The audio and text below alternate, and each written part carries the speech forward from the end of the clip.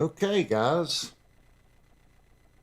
I have nothing in my headphones for whatever strange reason. That's because I have it plugged into the wrong outlet. That might be a little better.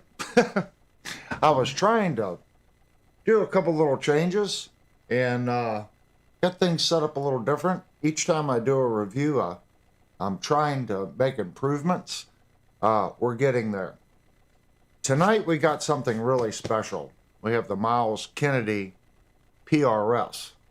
This is a USA-made guitar.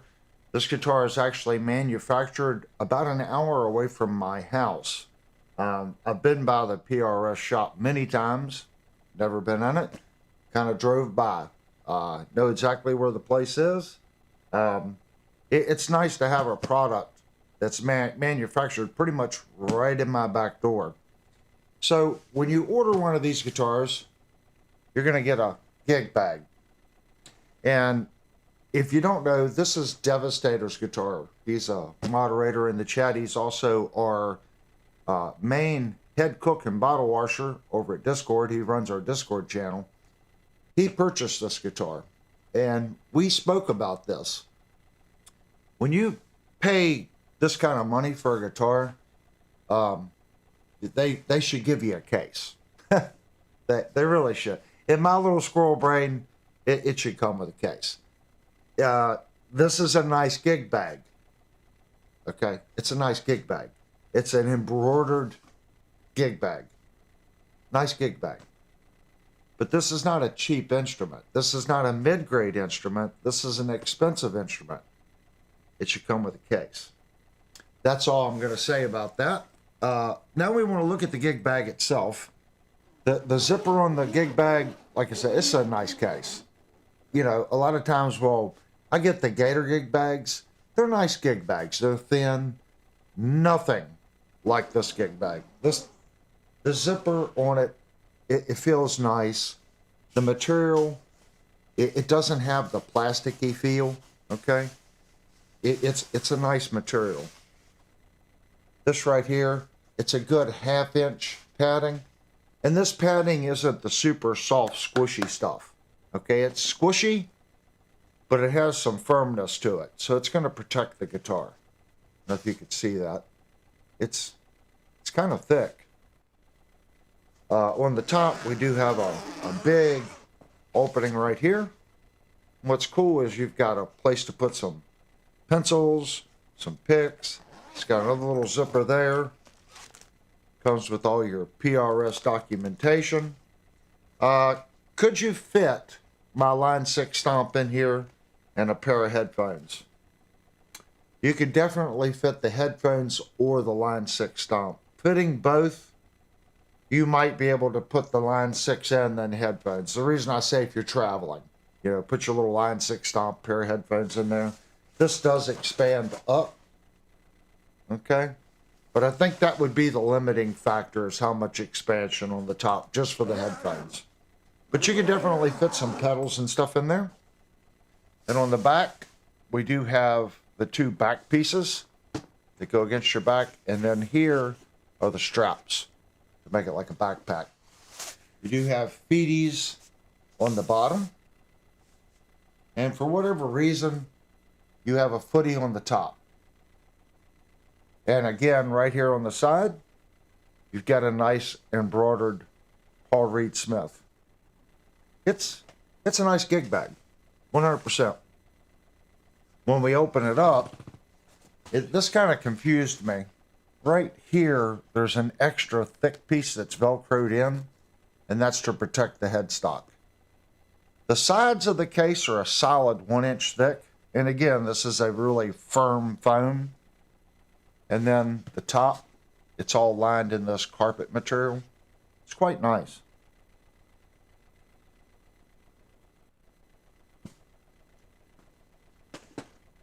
So we're going to set that gig bag over here.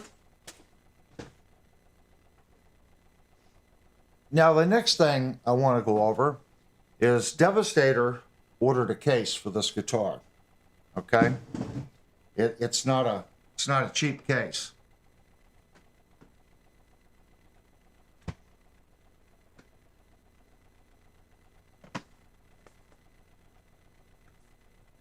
You can see this is the Paul Reed Smith case. See the little birdies? Nice case. This is an injected molded case, and you can see it has little spots here. Okay, and that aligns with the tangs on the bottom so you can stack them. Nice rubber grip here. They appear to be TSA latches, but they're actually not.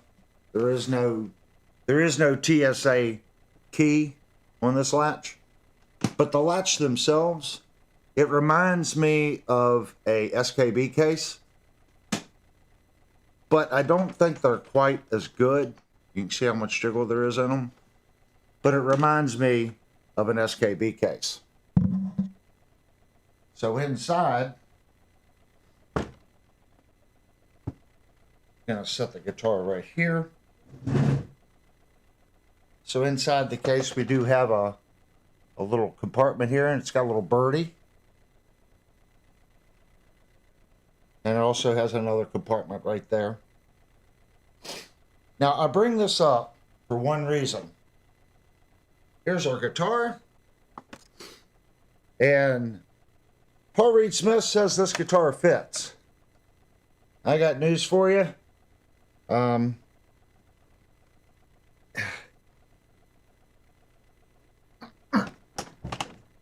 It doesn't fit. And you can see the impression I made right there. It's 3/4 to 1 inch over from here. I don't even know what to say other than if the manufacturer can't get it right, I'm at a loss of words. I don't know what to say about this. There's also a tremendous, if it did fit in, there's a good 1.5 inches of space back here where I can put, look, I can get 3 fingers in there.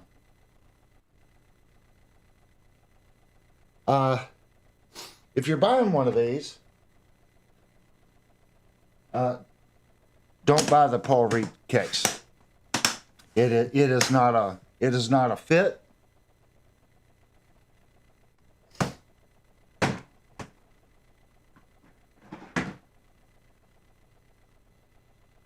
If you choose to shove your $3,000 guitar in that case, that's on you. We have been looking for other cases. I'm just shocked that they claim that case fits. It's not close. It's off 3/4 to 1 inch.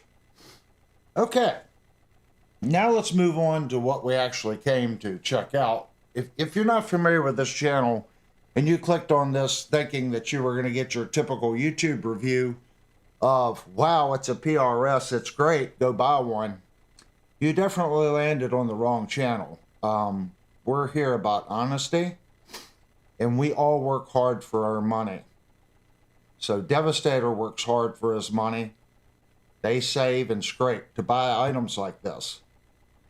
So we need to know what these products are like. The case does not fit. So I think for what the case amount costs, this case is like $260, $259. You can get an SKB flight case or a Gator flight case for the same money. Which one do I prefer more? I like my SKB molded case that I paid $239 for a little bit better than this case. I think the molded material that SKB is using feels a little nicer. That being said, the Paul Reed Smith case inside is nicer. The dual doors, okay, I like that. And I also like the feel of the carpet. So I think there's plus and minuses to either one. I cannot say anything about the Gator case. I have yet to review the $250 Gator case. So I don't have an opinion of that case. Okay, I do have my cheat sheet here because this is a very important review, and I'll make sure that I get everything covered for the people that definitely tune into this channel for the detailed reviews that we do. We check everything. This is a live review, so there is no squirrel mode. I can't speed it up. But the people that come here know what kind of reviews we do. So first thing I want to do is I want to kind of go over the fit and finish on the guitar. Paul Reed Smith has their own proprietary formula on their Nitro finish, okay? It does not smell like a Gibson. Looking at the finish on the guitar, if he decides to relic this guitar and put it outside in the cold and then put it under some heat lamps, I can already see the checking would go in this direction on this guitar. I can tell on the Nitro. But I also think this guitar, you never know how it's going to crack. But if it follows what I'm seeing, it would probably look cool. Paul Reed Smith. This guitar, put a black base coat on it, put this white, put it in the freezer, pull it out of the freezer, put it onto some heat lamps. That would look stupid cool. I'm just seeing this aged crack lacquer top with the black or like a gray. That would look, I not saying I liked relic, but the aged, that would look awesome. Don't sit here and beat the you-know-what out of the side of the guitar. Just give us an aged top finish. That would be cool on this guitar. Not that this one isn't cool, but when I first saw it and I put it in the light and I can see the Nitro lines, I'm sitting there going, wow, that would be, in 20 or 30 years, this guitar is going to look stupid cool. It's going to get a patina to it. It's going to yellow, and I think it'll get some of those cracks in it. This is going to be a stupid looking guitar. Okay, let's kind of go over our edge here. I do have some fixture gauges. First pass. So we have a 1/4 inch round over on the side of the guitar. And it is staying very consistent, even in the arm carve. Coming around here, consistent. Wow. It's consistent right up to the neck joint, up to about 1/8 of an inch, and then it flares out. That's actually pretty cool. And then consistent from here on the horn back around. And this edge has been flattened for this forward chamfer. Feeling in our chamfer.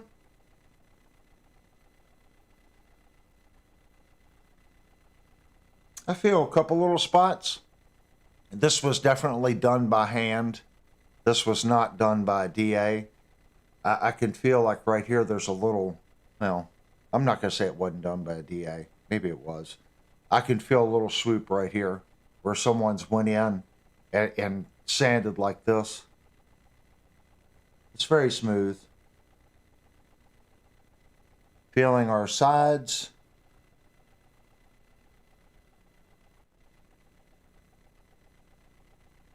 I don't feel any missteps or anything.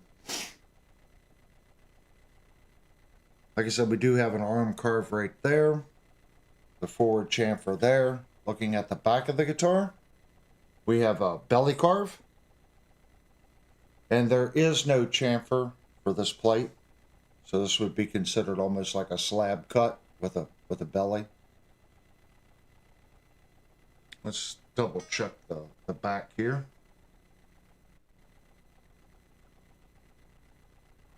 Yep, 1/4 inch. Let's check our electronics cover.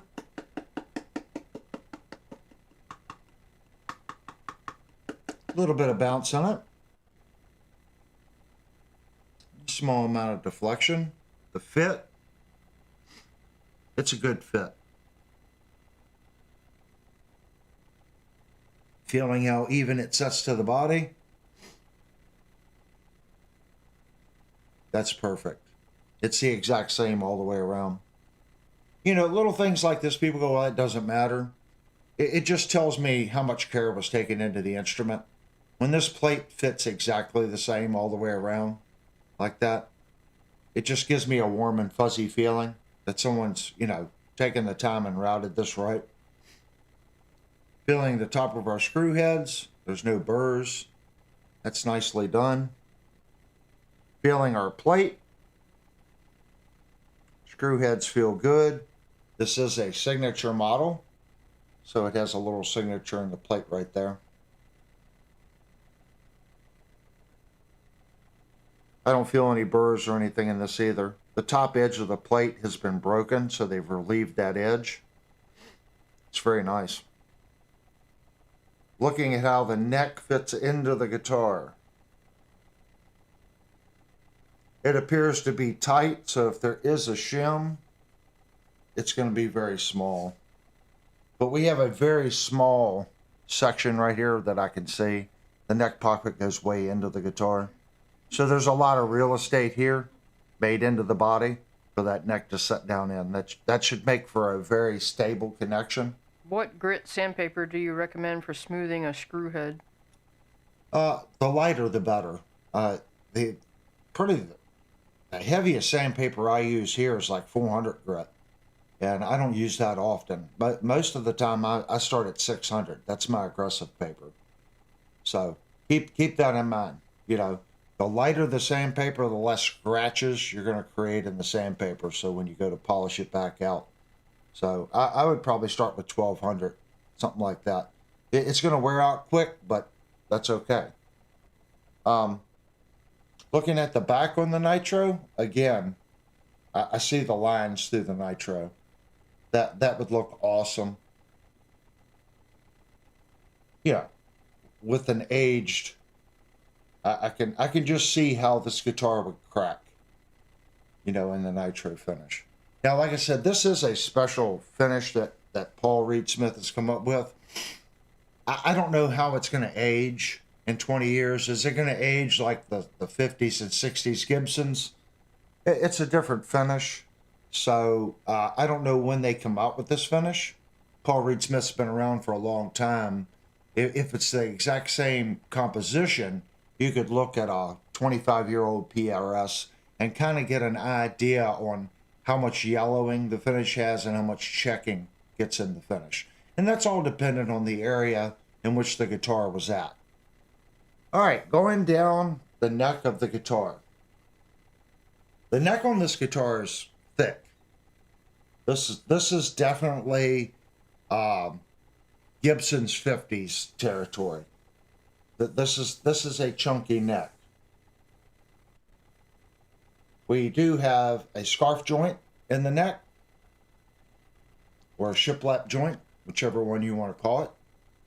It is a much steeper angle of a scarf joint. Like Ibanez scarf joint's probably like, I don't know, it's not. This one runs from here all the way back to here. So it's a very, you know, it's a steep rake angle in that scarf joint. There's a lot of real estate there in that glue up. So you can see it right there in the seam. I was actually surprised to see a scarf joint on this price point guitar.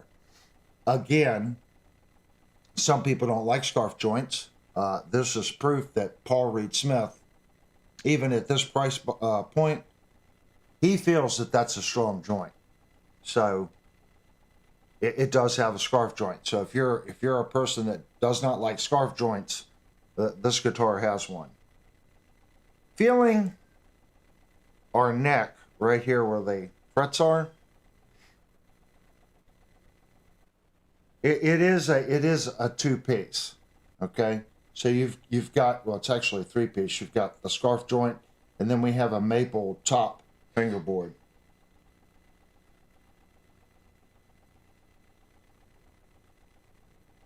I feel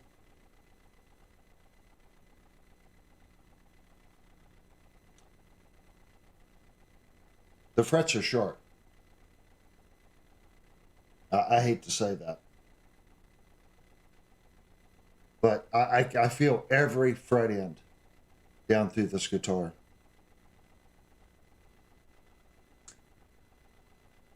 The bottom is quite sharp.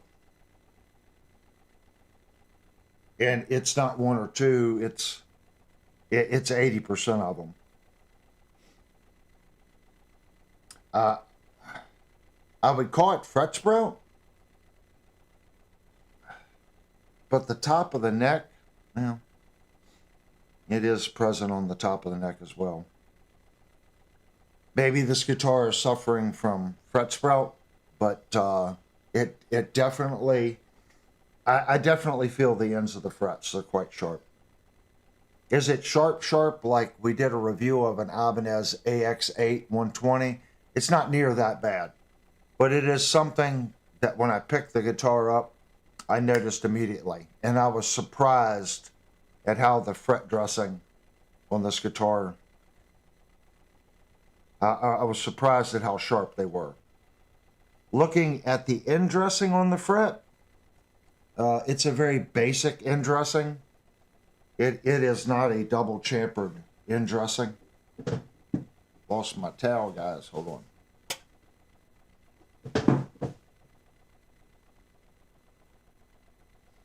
It's not a double chamfered end dressing. So when I look at the edge of the fret, what I will say is the tool that they're using to do this chamfer, it is extremely consistent. When I get the light to hit the edge of this fret, they all light up. I will give them 100% on that. The chamfer is awesome. But they have done very, very, very little work to the side of this fret. Are the side of the fret sharp? No.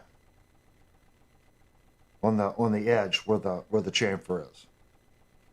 The edge that's sharp is down here where the fret makes the end joint to the neck. There's also the neck is rounded right here where they've eased this.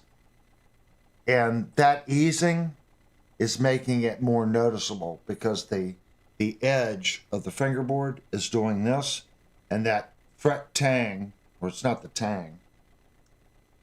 And I don't think I'm feeling the. Yeah.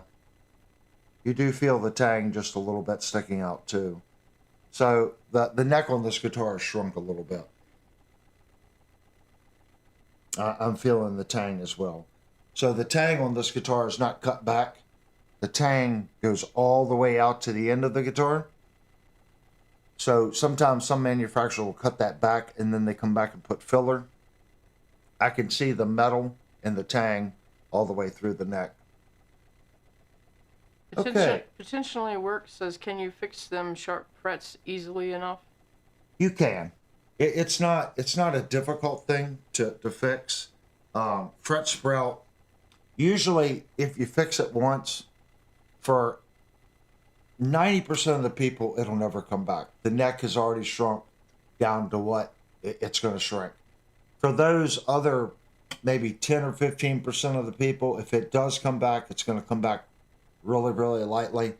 If you fix it again, you are 100% done. Usually, once you fix it the first time, for most people, you don't have to worry about it ever coming back. The guitar is acclimated, just like this neck. I don't know when this guitar was actually manufactured.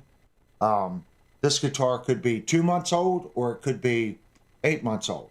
It depends on, when it was shipped to the vendor that he bought it at. So I can't give an age. If this guitar was manufactured early 2025 and you fix this, I can pretty much guarantee you it's not going to come back. The guitar's, a year old since it was manufactured. So it's not a big deal to fix. I just don't expect it. I mean, is it Paul Reed Smith's problem? They build a lot of guitars. And I'm pretty sure that they've got steps that they do to ensure that their neck material sets X amount of time and that it's cured to a certain percentage. With all the steps that I've heard Paul Reed Smith does, I'm really surprised that the neck would shrink. Devastator said check the back of the headstock. It says 24 on the first number, 0383384.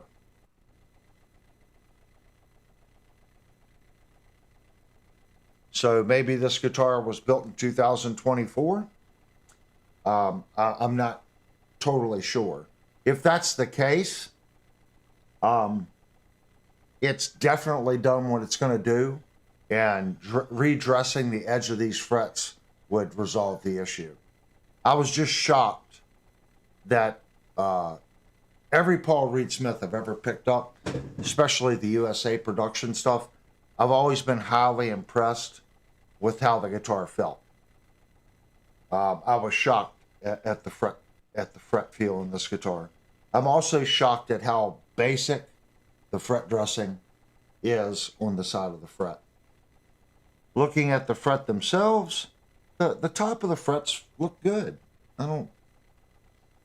I can definitely see that the frets were leveled. A lot of times I'll look at these budget guitars, I'll look at the crown on the fret, and I know it was never touched by a fret file. Fox said once the neck acclimates, maybe the fret sprout goes away. Maybe it's just dry. It could be. You could put this guitar in a 50% humidity house, and it may be fine. But since it's done it to this point, if you hit it now, you would never have to worry about it. Okay, if that makes sense. But it does. You can feel it.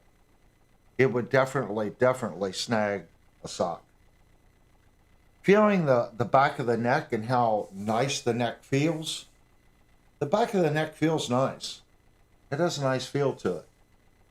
It's very smooth. I can feel the grain. I'm not going to say that it has a natural feel, like raw. You can feel that there's a finish, but I can feel the grain pattern on the back of the neck. As far as the consistency of the finish, it's very consistent. This top piece, I want to say they said it was Purple Heart or something that was on the top of the neck. It has a slight veneer. It's done extremely well. We also have a little bird. Well, it's an owl that's on the truss rod cover. And I love the gold logo. Check that out. The headstock, in my opinion, is the prettiest part of this guitar. I love that logo on that color wood with the owl, with this sharp cut line here. It's sharp looking. And you can see it's got an older style tuner, but they are locking tuners. So each tuner has a flathead screw piece here and a thumb wheel, and it threads in from the top that locks the string. It's quite sharp. Feeling our nut to the side of the neck, it's cut perfect. It's right on the side of the guitar. Looking at the string in the nut, the E string is way down in the nut. I'm not going to say that this is wrong. I've heard people say that the string should be down in the nut, so when I run my finger across the top of the nut, I cannot feel any of the strings. The V cut in the nut is that deep. It is a very pronounced V cut. Some people claim 1/3 of the string should set above the nut. I don't think that makes a difference. The string is still making contact with the same amount of area down in the V. It's more important that where the string is making contact to the nut, that be filed out properly and opened up on the end. If you look at the string pull, it's quite straight. So I don't think that you would have the Gibson problems with this one. It's quite straight on the pull. Going on down, let's check our pickups. They do return to 0 properly. And we have some deflection in the plate. I don't know if you guys can see that. When I push on the plate, you can see the pickup moving. So this could have a route in here for a center pickup, or no.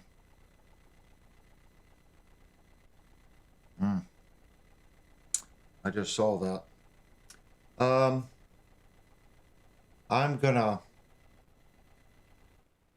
this camera over here, we're gonna switch to this camera.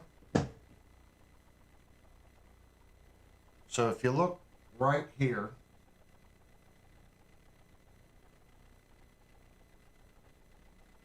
there's an 1/8 inch gap between the pickguard and the body. And it's literally, it's hard for me to show it. I need to get on this angle right here. Hold on for a second, guys. This is very important.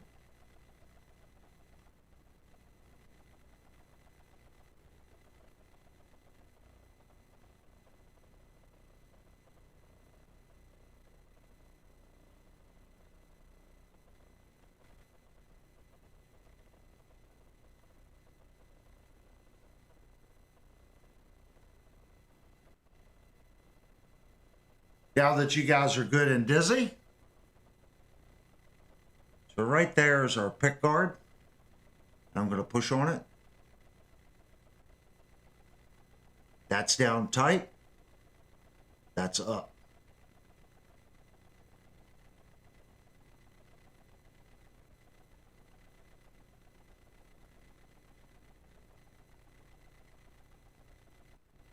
So we can try to loosen these screws.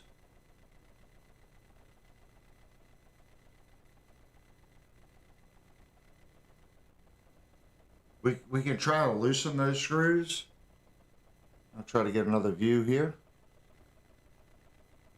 You can see the bow in the pickguard. Look at the edge of the pickup. I'm going to push down.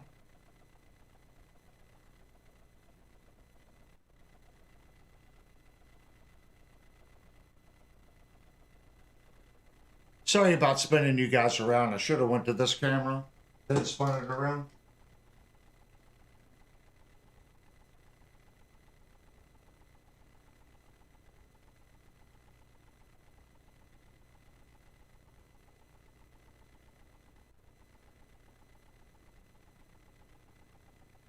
All right, let's check the feed on that one again. All right. I am very picky and very thorough. When you spend this kind of money on a guitar, you really need to really look at the instrument, if that makes sense. With this bug, 90% of the people, probably not. It's a pickguard. But when I do that, when I'm pushing on it, when I did that, I saw the pickup move. And I'm like, wow, there's something going on here. I had a Schecter Sun Valley Super Shredder that a lot of the plates warped on, and I contacted Sweetwater and they sent me all new plastics for it. Come to find out, the route in the guitar was off a little bit, and this pickup was pushing against the route. So when you first put the pickup and the tray assembly in it was okay, but over time, with that pressure of that route pushing, it caused the plastic to warp. So when I fixed it, I went in there and cleaned about 1/16 of an inch out. That way the pickguard could move around and float. And it did not come back after that. In this case, I don't know what, it could be that these holes, this bore routine is done on the CNC, and it may be off just a little bit to the bore routine that they used on the pickguard. I find that hard to believe, because they would have just transferred those center points through CAD to Mastercam. So I kind of find that a little hard to believe. Okay, moving on to our next pickup. This pickup is mounted secure. There is no rock whatsoever. So I'm going to say there's probably foam under that pickup. That's extremely firm. Looking at our bridge back here, they've made a route in the top of the guitar. So there's a route right here in the guitar. Inside that route, they have painted it the same color as the body. And looking in there, it's nicely done. I don't see any issues with tear out. And the reason they've done that is the string, the brass piece on the string, goes down in the bridge and then hooks in. So this bridge is bolted on flat to the guitar body. They had to route a groove for that ball in to be able to fit under the bridge to come into this piece. Something peculiar, Stretch used 3 brass barrels. This only has 2.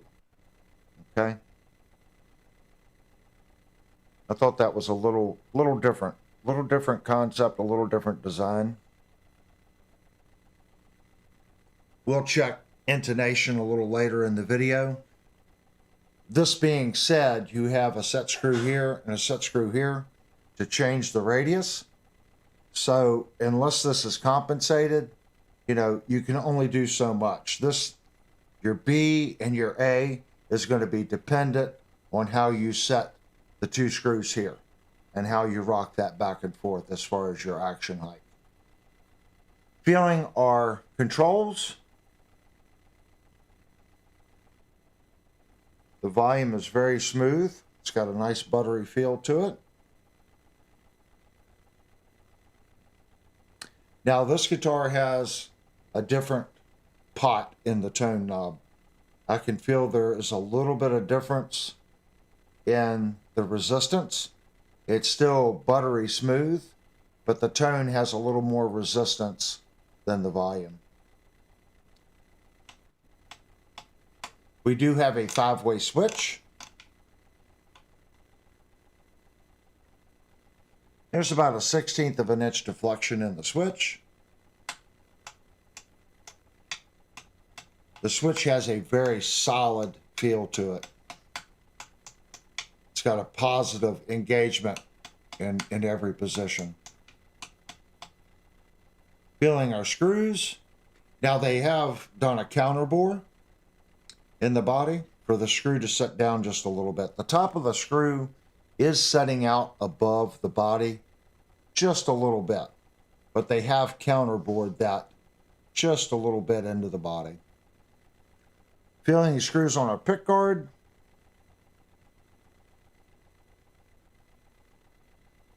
Nothing sharp. Feeling our bridge.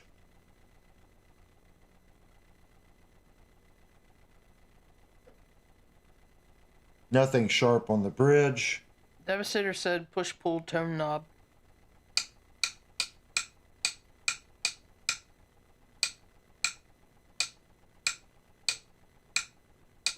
Doesn't feel like a CTS. It could be.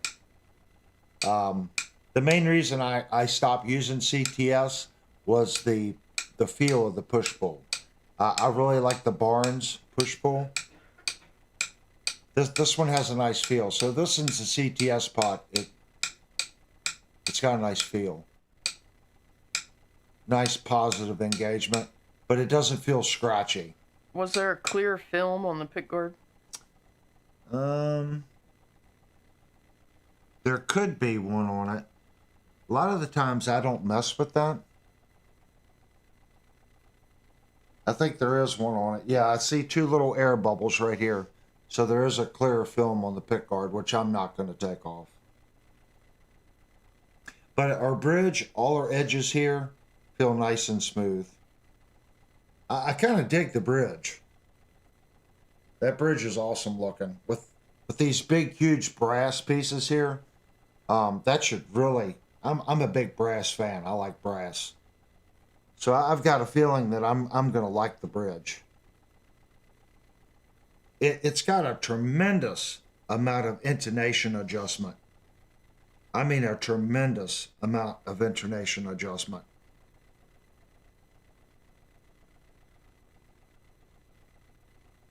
And it also has grooves cut in the bottom of the bridge.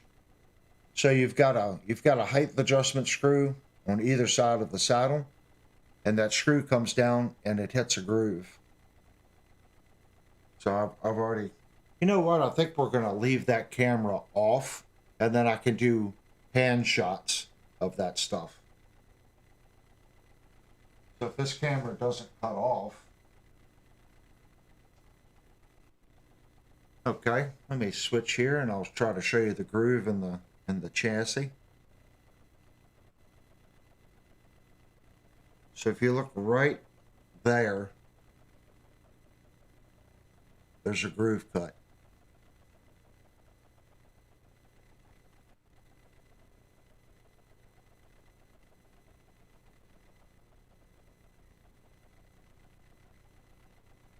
It's quite sharp. It's a well engineered piece of hardware. Highly impressed with the tailpiece. That prevents those saddles from moving back and forth. It's going to keep it stable. Okay, guys, let's move on to our next step. We need to check the weight on the guitar. So to check weight, I have to take the towel off the bench.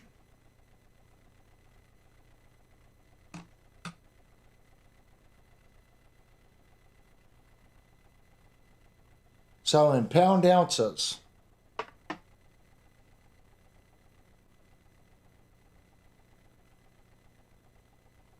we have 7 pounds, 6.5 ounces. And then we're going to switch units. Then we have 3,358 grams.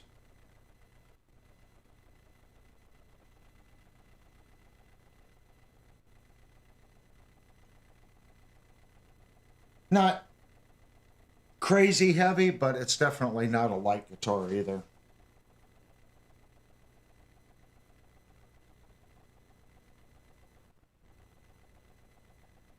And go back to my cheat sheet.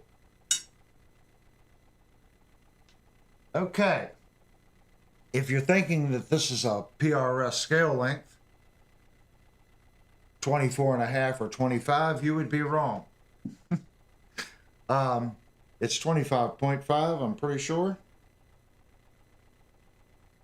So let's put our gauge on the neck.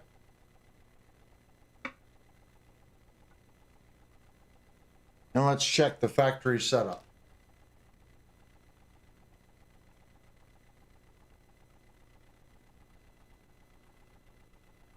I'm going to say that this guitar has at least 0.8, maybe 1 millimeter of relief in the neck. Okay, fretboard radius. I'm looking at this, I'm thinking it's maybe a 14. I did have the Sweetwater page pulled up, and I was going to check that first. That way I didn't have to go through my gauges.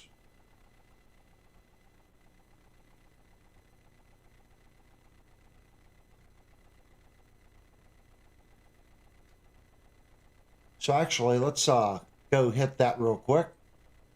Oh, look at that. See what I get for thinking I was on the right page?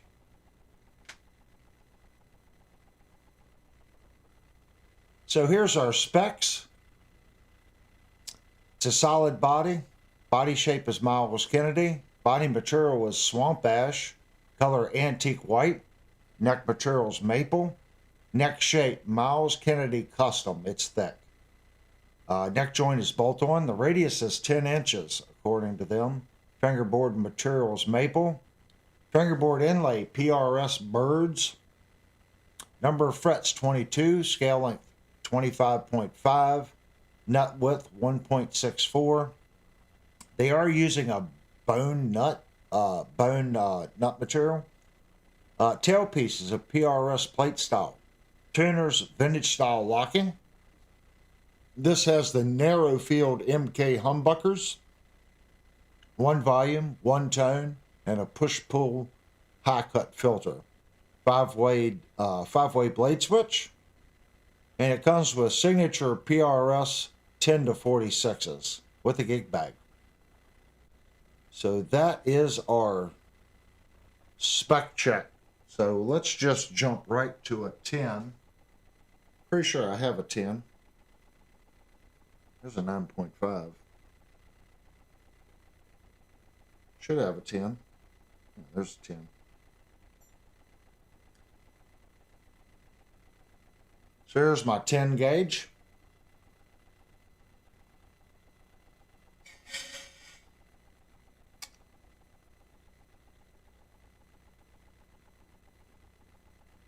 That looks really nice. I am seeing a little fall off on either side of the fret of the material from sanding. But checking the radius over the inlays, there's nothing kooky going on over the inlays. It's consistent. We've reviewed guitars where when you put the radius gauge over the inlay, it does this from them doing a very poor job of sanding.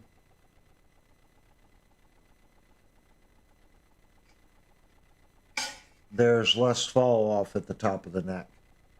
So there's a little bit of a sanding error through here where they've broken and rounded that edge.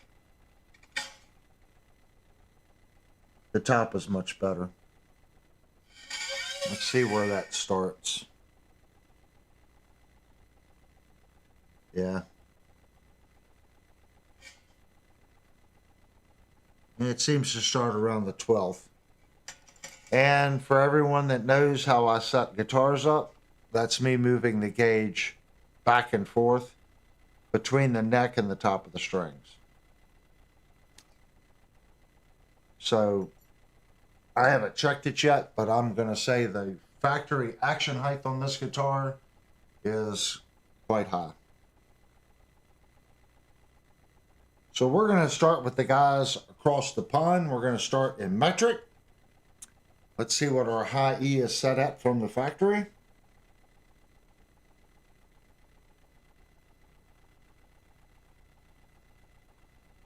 I'm going to say it's 2.5 millimeters.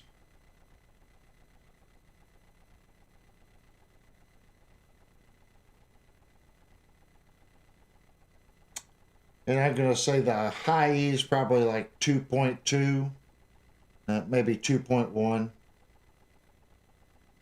A little bit of parallax. I always have a hard time reading the high E. How's the nut? The nut seems okay. It's a very deep cut in the nut. But the nut and the fit and the finish looks good. Looking at the action height in Imperial.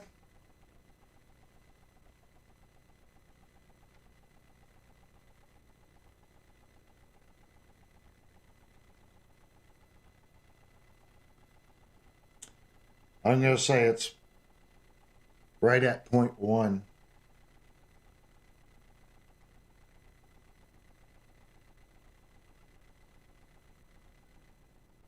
going to say 0.08 on the high E. It's quite high.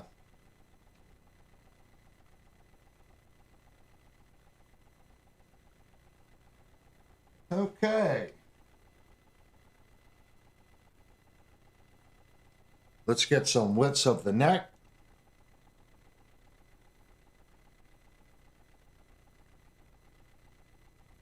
At the top of the nut. And this is measuring the width of the neck. 41.89.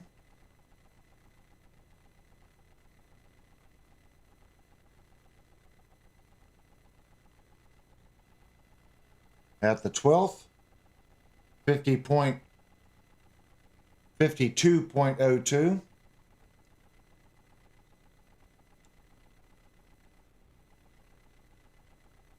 And our very last fret,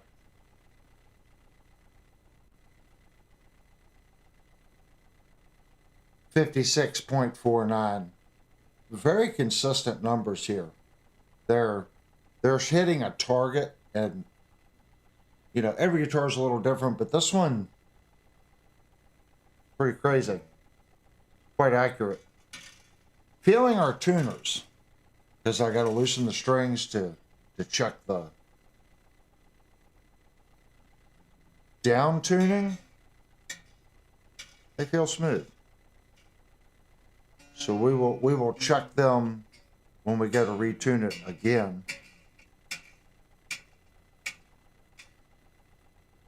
Okay. Let's get a thickness at the very top.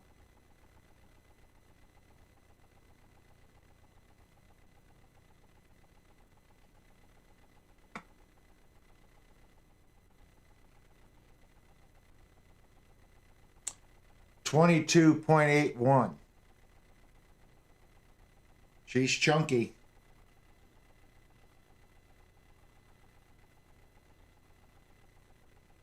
Now we're going to our 12th.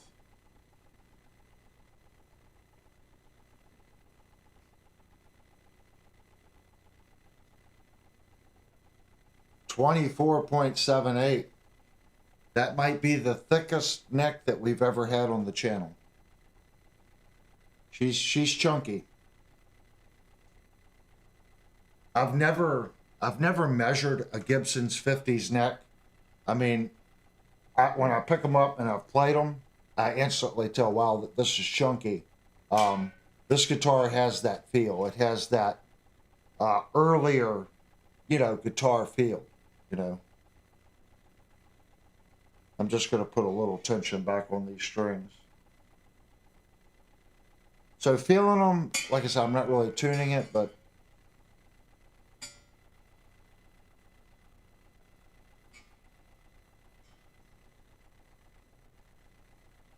sometimes you'll have a tuner that feels good, like maybe on the lighter strings, but the lower strings, they don't feel too good.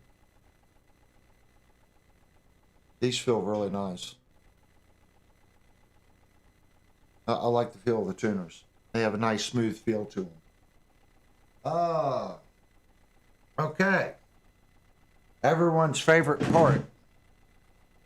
Let's check Paul Reed Smith's fret leveling. How I check frets. Okay. I'm going to put the tool on the instrument, and I am going to deliberately force the tool back and forth like this. I am not checking it like this. Okay. Even though this guitar neck does have a millimeter relief, that's not enough relief to cause an issue with the fret larker. You're checking this much distance. So in this much distance, 1 millimeter between here and here translates to non-measurable amounts in the fret tool. Just in case someone wants to throw popcorn at the screen. We're going to start the bass.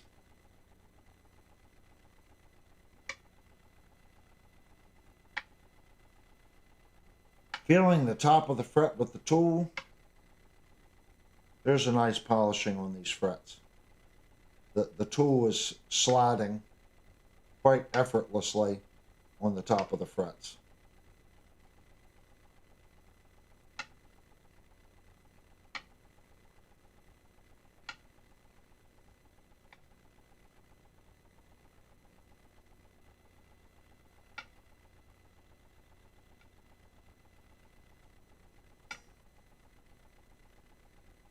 So I'm hitting it, I'm pushing it against the string, then I'm checking as it goes back and forth, all the way down to the next string.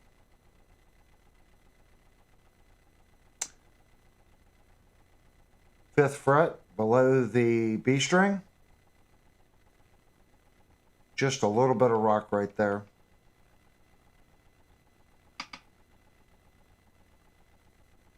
Yep. Below the B, down into the E.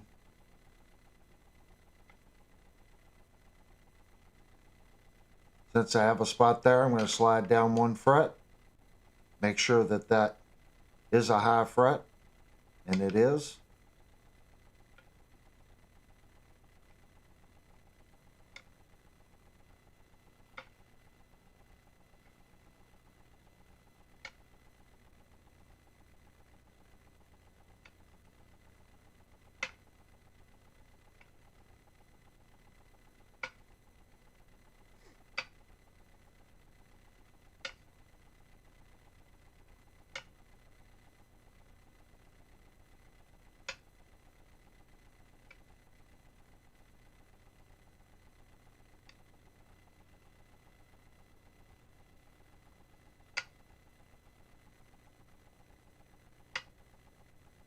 Back, check that.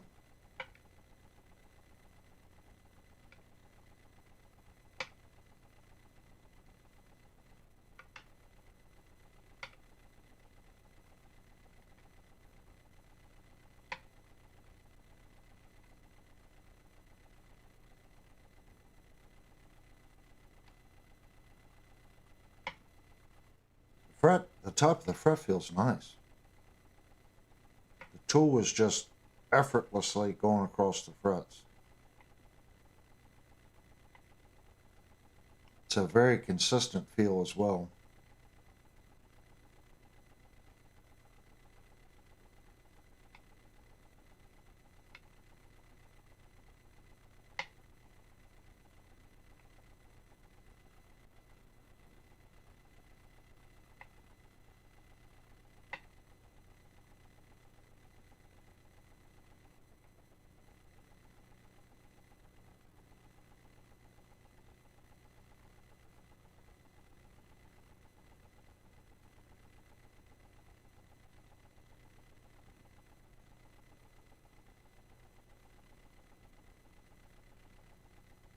Looks like 16th fret right under the high E.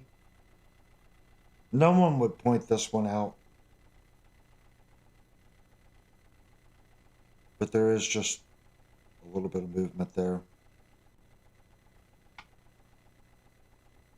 And it goes away as soon as I get between the E and the B.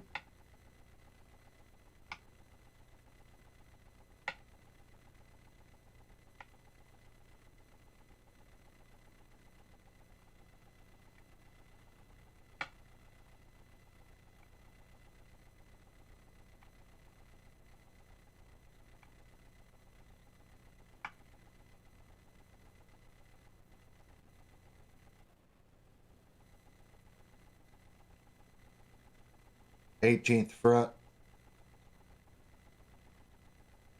Again, between the E and the B, down to the high E. It's got a little movement.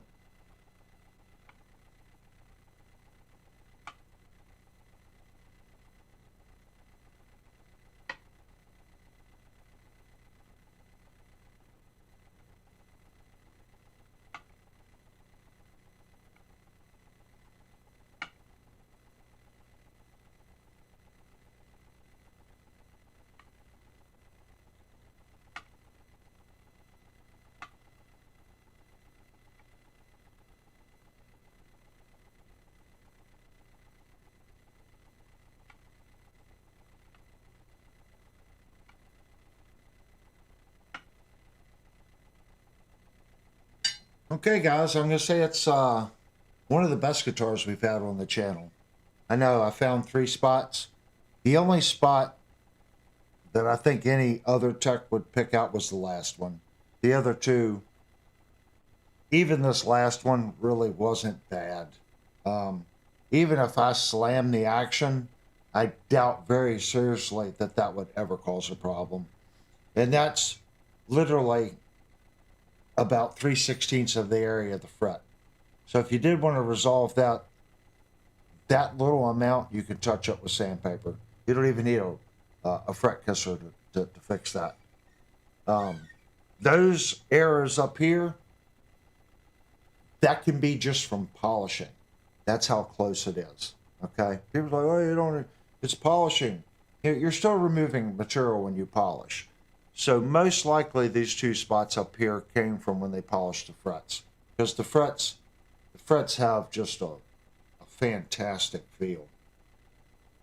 They're just, and it's got a feel, it's not like so slinky that it's like, you know, when you go to bend the string.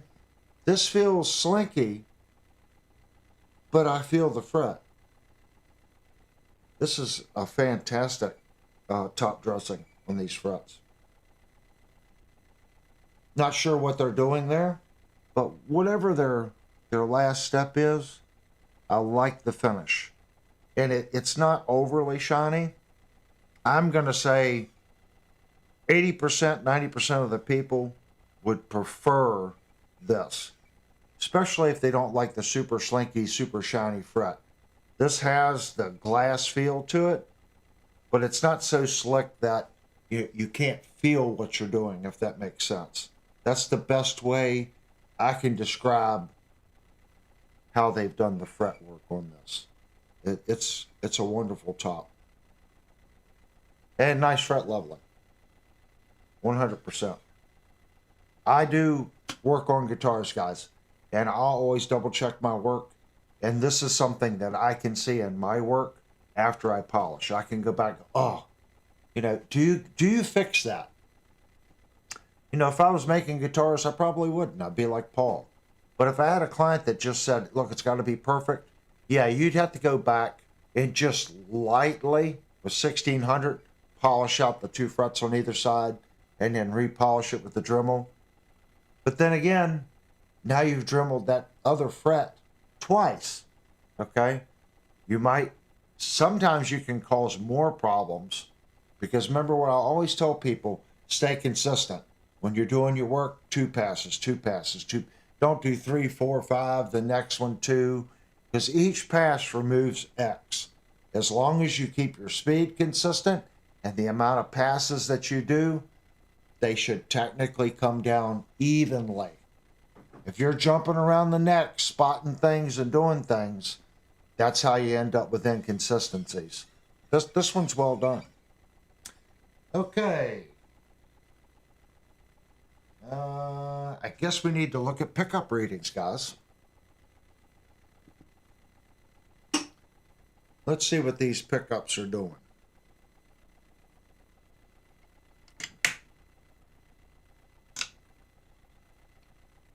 Volume all the way up, tone all the way up.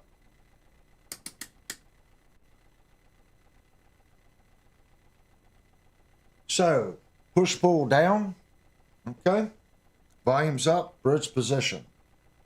We've got 6.47. Okay, we're going to pull the push-pull. No change.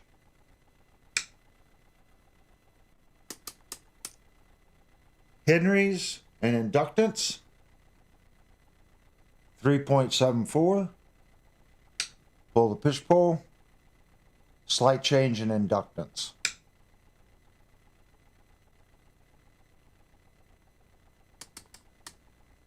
$20K ohm in our second position. 1.89. Push-pull, no difference. Henry's, 0.89. Small difference when we do the push-pull.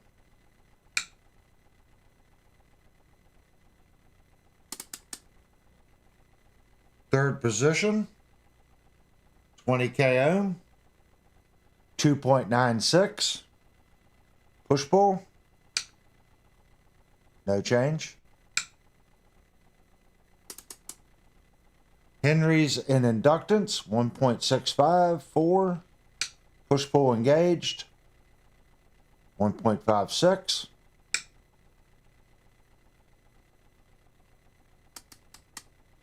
Back to 20K ohm, fourth position, 1.49. Push-pull, no difference. Henry's in inductance, 0.66, 0.67, kind of jumping around. Push-pull, 0.65.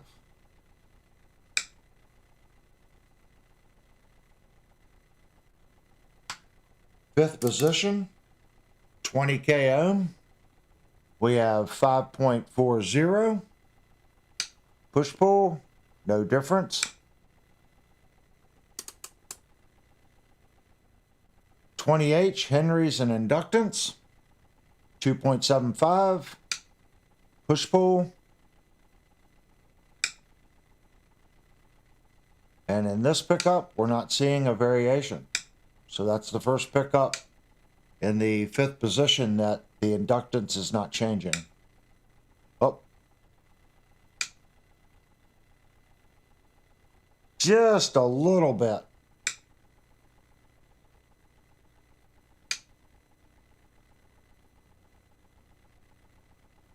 Yeah, just a little bit.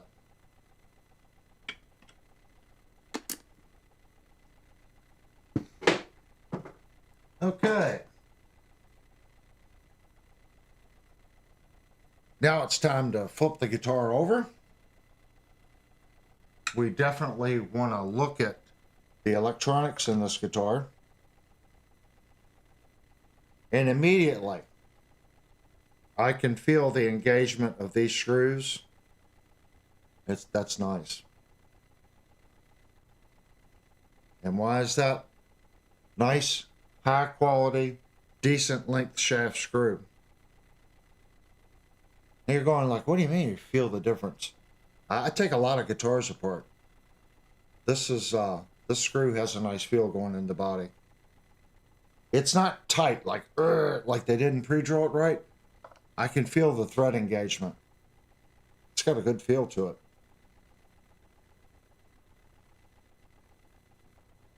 You know, like it's a screw.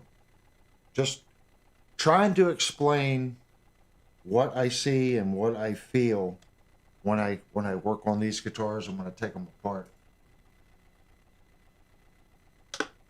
My goal is to get me one of those little suction cup things.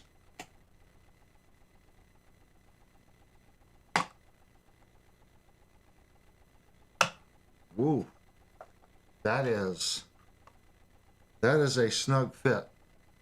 Okay, so right here, what they've done, got a piece of copper. This is nice copper shielding tape. It's not the thin, cheap stuff. I can feel it. It's got some mass thickness to it. So we're going to switch cameras here, guys. So if you look right here, they have put a piece of copper that comes up, and this bonds to the copper that we have on our piece. So when that lays in there, you can see where that makes contact, and that makes this a shield. Okay? When you take guitars apart, they go, hey, it's shielded. Well, it's just a piece of metal floating in air. If this isn't grounded to the circuit, it's not doing anything. So looking in here, we can see our capacitor. And we can see they've got some type of circuit going on right here on this push-pull.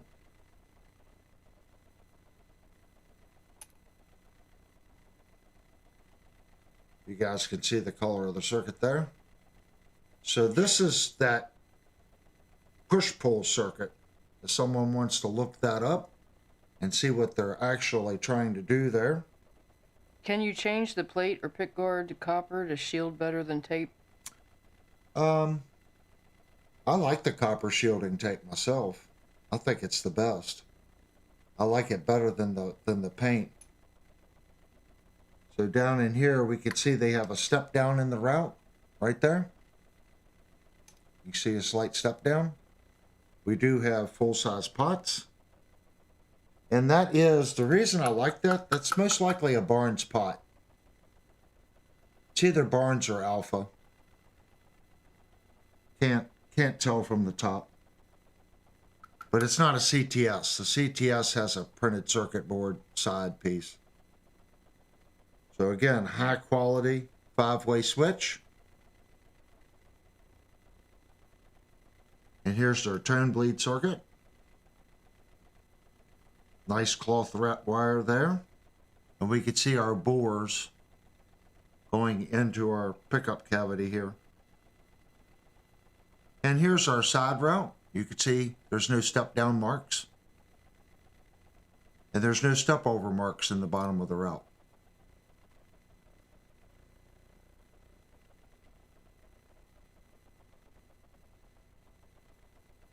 And there's our manufacturing production codes on the body. So when it goes station to station, they can scan it with this and that tells them what they need to install in the unit. It's nicely done. Here's our output jack location. And you can see they've come in here and tooled this out just a little bit. But notice the output wire. They have that double wrapped. Okay, for production. See how they've wrapped that?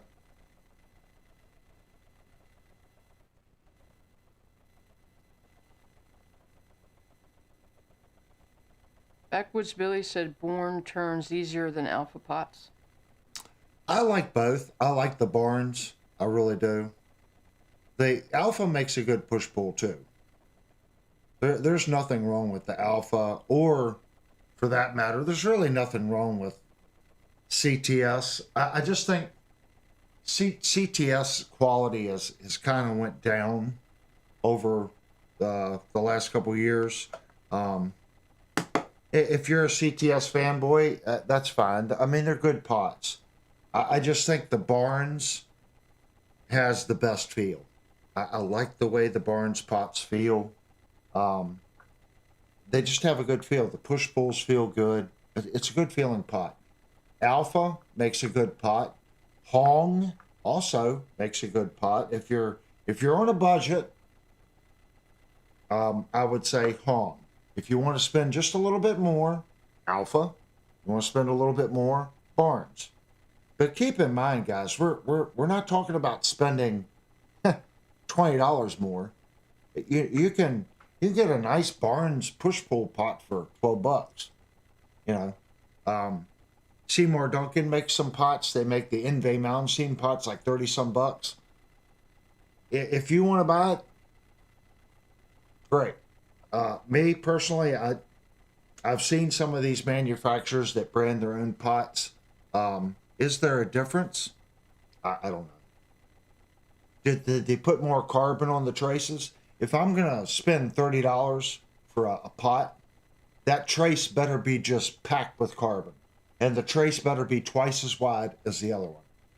The only way to know would be take a standard pot apart and then take that $30 Seymour Duncan pot apart and look at the traces. Look at the little fingers that are in there riding the traces. See if you're buying a $30 pot or you're just buying something that's stamped Seymour Duncan or Inlay Mountain. Billy said that to tell them apart, Alpha versus Barn or Born, however you say it. Yeah, it would be on the side of the pot. And since it's a push-pull, you've got that big piece on the top. So it's kind of hard to really tell. Even in my toolbox downstairs, I try to keep my pots and stuff separated in logos. If I don't, and I pull a part out and then I get in a rush and I don't use that part and I put it back, if I just set it on top, I'll come back 2 weeks later. So is this an Alpha or a Barnes? It's that hard to tell on the push-pulls. So right here, something that I saw, we have a nice brass plate on the end.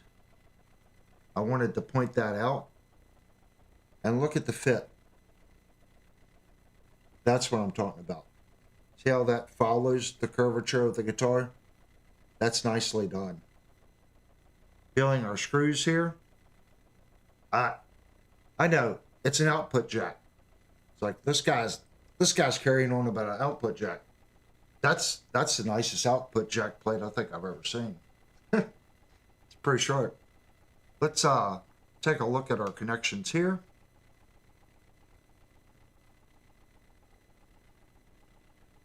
When you pay money for a guitar, okay, this is an expensive guitar. I want to see good quality hardware. I want to see good quality screws, okay? That's what I want to see. These screws, these are nice quality screws.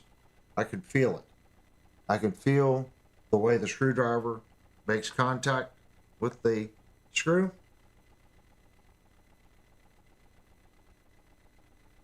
It's a nice quality screw.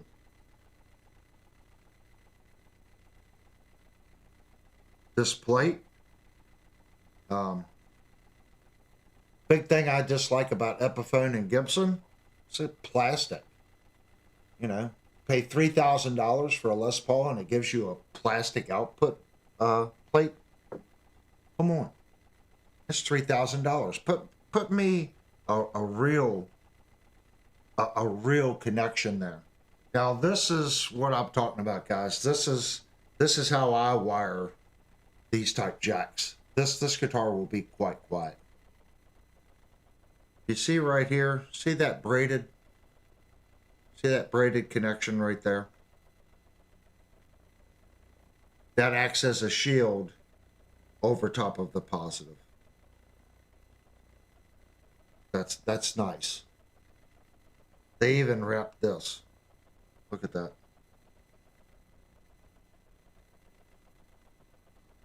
The big thing is the shielded. And you can see the wrap going over the shielding. That's extremely nice. That's the nicest wiring that I've seen on an output jack, period. We've reviewed a lot of guitars here, but for a factory guitar, that's the nicest wiring I've seen. If you're gonna shield this and have the termination here and all that, then you bond that to your grounds here and there, and then you shield that wire going to the jack. You've done all you can do, if that makes sense. The manufacturer can't do anything more than that. They've taken every step possible to ensure that this guitar is going to be quiet.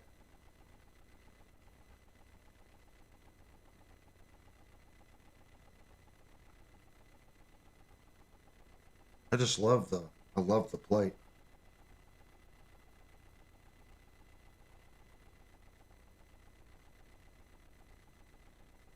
Again, if I'm spending this amount of coin on a guitar, I like seeing stuff like that. That'll never, ever fail. It'll never fail. You know, when you're buying a guitar like this is what I call a lifetime guitar. That the components on the guitar should last a lifetime. And we see that in the bridge, the nice heavy duty brass, the well machined parts. You know, you should expect that out of this price point guitar. Even the break on this plate. This is nice components. They didn't skimp on the components. Even this little cut right here, the way this fits, it's a little tight, okay? And this tolerance, okay, is based on how many mils thick is the finish. I know you guys are like, well, the paint made it change. Yeah. This cover fit loose before it was painted. So they have it down to, you know, a couple thousandths of an inch. A little tight, but still good. Okay, guys. Now we have to check our first fretted note and our intonation. Do you want to take your break first? Yeah, I guess we could take our break. Let me check my camera angle, guys, for a second. This poor camera. So when we come back, you can see I have my tuner right here.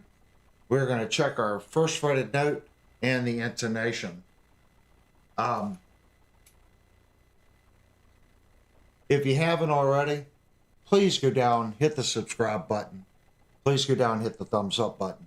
It takes a tremendous amount of time to do these type reviews and a tremendous amount of effort to get things ready to do them. And I have to, again, thanks to Devastator for sending me this guitar. This is a very expensive instrument to send to a channel and then send to him. So, again, without you guys, the viewers, this channel's not possible. Super chats,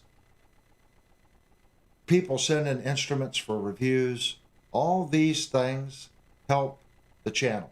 Super chats help fund the channel. People sending in guitars for reviews or repairs, that makes content for the channel. I can't, your all's comments, everything that you all say, okay? That's what makes the channel what it is. We do long format content here because no one else on YouTube will. So that's what the channel's known for, and that's what we're sticking with. Again, please go down, hit the subscribe button, hit the like button. We also take a 5-minute break, and I do need it because I've been talking a lot. This gives you the opportunity to hit the restroom, get a sandwich, and get something to drink. It's usually a little longer than 5, just so you guys know, but we take a break, and when we come back, we're going to plug this guitar in, see what it sounds like. But before we do the demo, we are going to do the last step of this review and check the factory intonation. Okay, guys, we'll be right back. I got to make sure I hit the right button here.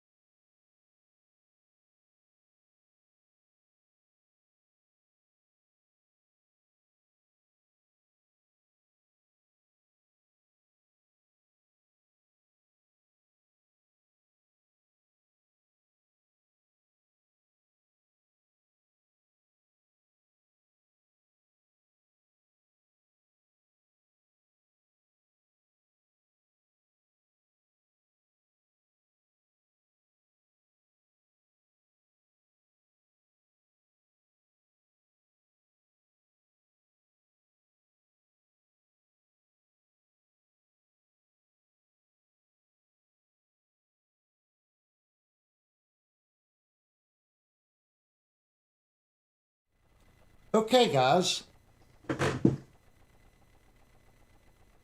Let's do our last little inspection here.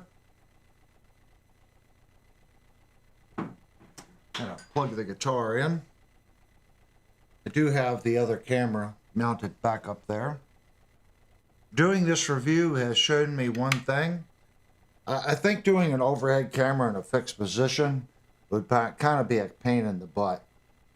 I think I am going to try to find a really good stream camera that has image stabilization. That way I can manually bring the camera in. Something that would have a really good zoom. And I really think that'll add a lot to the reviews. Trying to do an overhead and positioning it, I could see where that would have pluses, but being able to zoom in and get close to certain items like the pickguard, the route on this, I think that was pretty neat. I'm always trying to think ahead to make this channel as good as it can possibly be. So let me get the strings retuned here, because we did have all the strings down.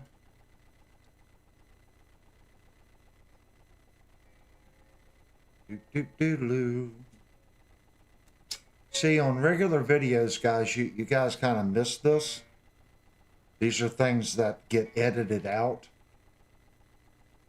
And I have a lot of people say that's what makes the channel feel real.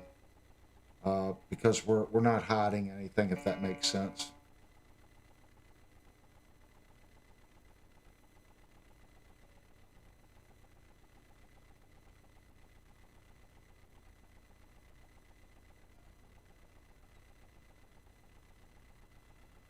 When I was playing the guitar, I tuned it a half step down. Devastator asked me to take it out of the box and look at the guitar. And I really like the way this guitar sounds a half step down. But for this, I am tuning the guitar to 440 because most likely that's what they did at the factory. The guitar was set up at 440. The tuners feel nice. They're very predictable, smooth. And I would expect it at this price point guitar.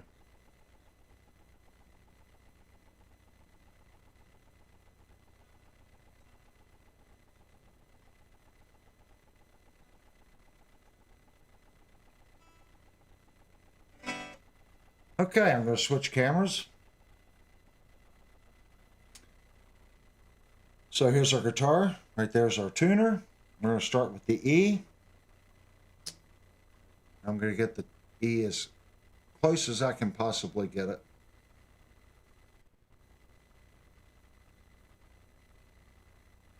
Okay. E on the 12th. Just a fraction sharp. E open. E first fretted note. That's really good. If you slid this saddle just a little bit, see we're a little sharp there? On our first fretted note, that first fretted note would be perfect. It's not relative, if that makes sense. You notice the rotation's a little slower here. It's usually, from what I've seen, about a third. Okay? So there's our A. A on the 12th. Again, it's a little sharp, but look at the consistency.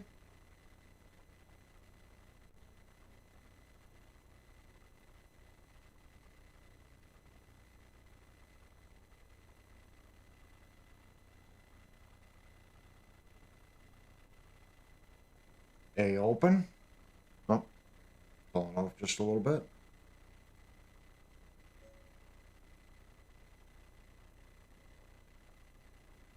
Let me get it stable.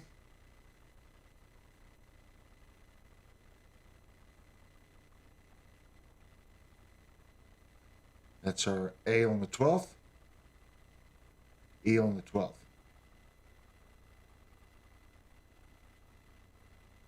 quite consistent. A open, A first fretted note.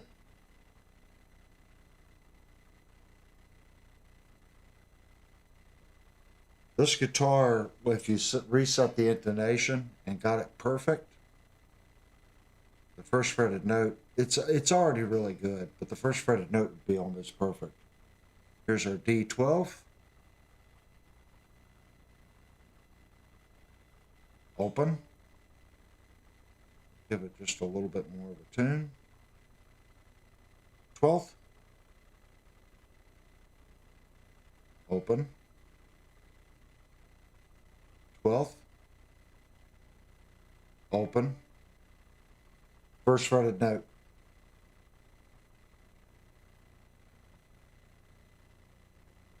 Now the D sharp would definitely stay sharp on the first fretted note based on the 12th because it is sharper. There's our G. G on the 12th.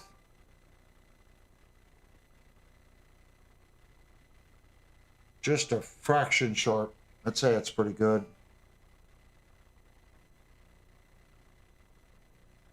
First fretted note. Just a fraction sharp. There's our B. B on the 12th. Again, just a fraction sharp. First fretted note. Again, just a fraction sharp, but very consistent. There's our E, high E.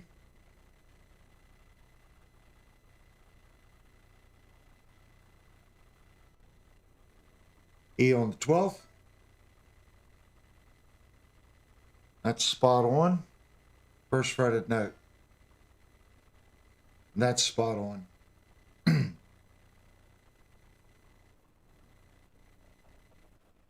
So the factory setup, as consistent as that is, I would say when it was set up, their tuner at their shop is probably 1 cent different than my tuner. And the reason I'm saying that, it was very consistent. It could have been off a ½ cent. Notice it leveled out on the 3 higher strings versus these strings, okay? All right, now that makes sense, okay? That these were sharp and these were in groups of 3 because the saddle holds 3 strings. Does that kind of make sense? So we're seeing a repeatability that makes sense with the bridge. So I would say if I took this to PRS the day they did it, it was probably spot on, if that makes sense. My tuner's probably just reading just a little bit different. That's why I always recommend a really good high quality strobe tuner. They truly are that accurate. They really are. Okay, guys. I'm going to say that just about does it as far as fit and finish on the guitar. I think we did a very thorough check on this guitar. I don't think there's anything that we missed. Oh, the route around this pickup, they've broken the edge. They've rounded it, okay? And it follows the pickup precisely. That was the only thing I did miss that I was thinking earlier. I like it when a manufacturer does this. I get, everyone goes, look at how crisp that is. I like that too, but when you have a sharp edge like that and you don't relieve the corner, it's prone to chipping, okay? When you ease it, even if it's just a 32nd of an inch, okay, it prevents checking and chipping in the future as the guitar ages. And they've done that around this. It is nice what they've done. And that's just woodworking. And guys, anytime you put a squared edge on a corner, it has a tendency, in woodworking they call it checking. It's where the edge of the grain will come up through, okay? And that'll start to lift. If you round it over, it's less prone to do that, if that makes sense. And they have chose to do that. It's nicely done. All right, we're going to take this cabinet. We're going to move it out of the way.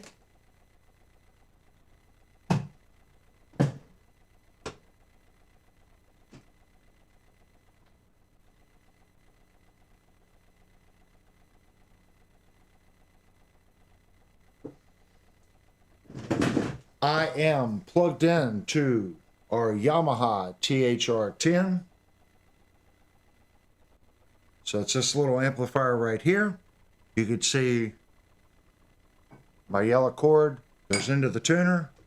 Orange cable comes out of the tuner into the top of the amp, coming out of the headphone jack right over to our wing rack to you guys. I have not done any pre-setup whatsoever on this amplifier. This amplifier, the settings stay exactly the same, if that makes sense. I want everyone, when we use this amplifier, you have a baseline. When you go back, you watch other reviews. I haven't changed any of the settings. Okay, so let me engage the amplifier.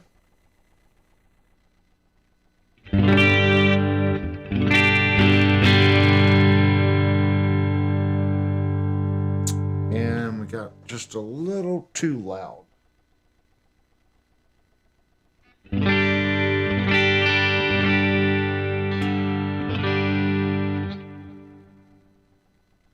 it down a little bit more. I think I went too much there.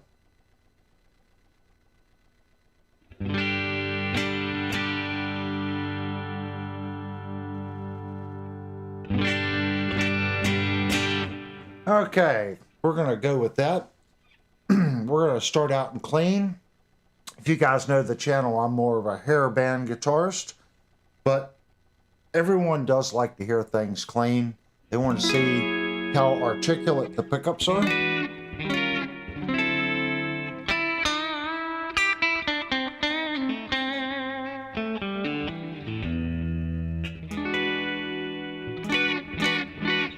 I'm going to give it a little bit more volume. There we go.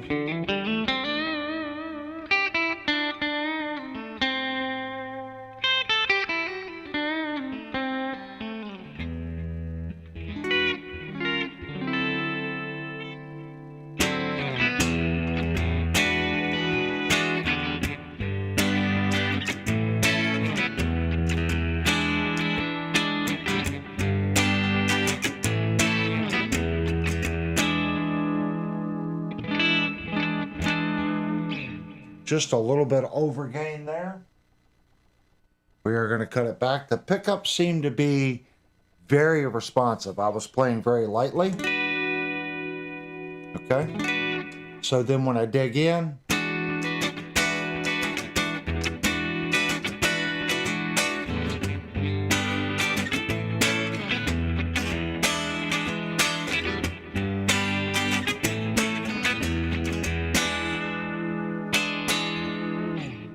you want to be able to dig in and not get the breakup. So that's our bridge position. We are going to pull the push-pull now.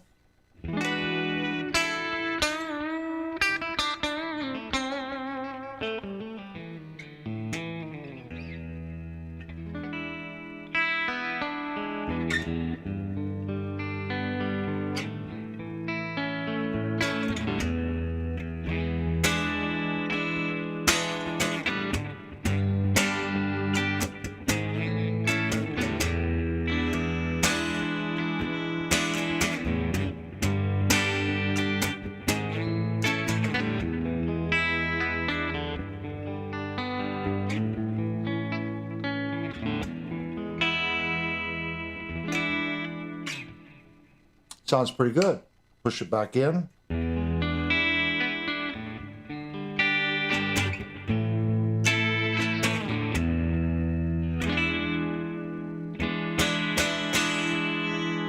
Push it out. In. It's a little brighter in the end position.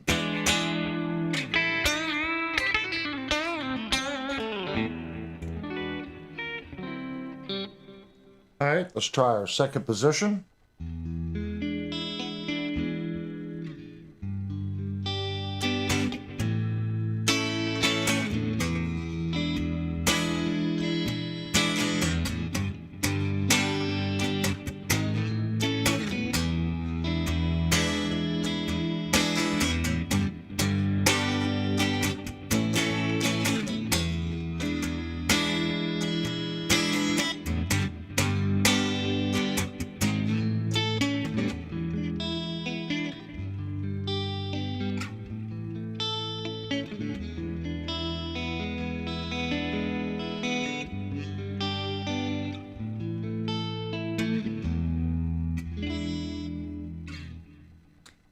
It's got a unique sound. I love that sound.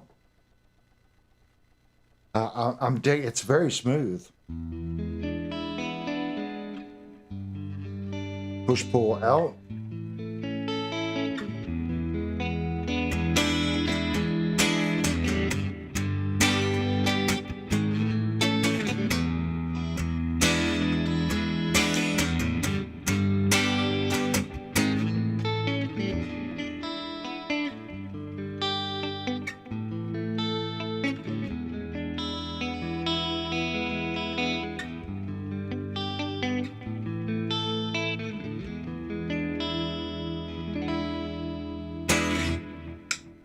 Push pull in.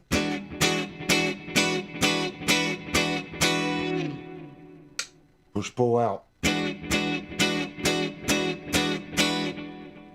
Push pull in. Third position.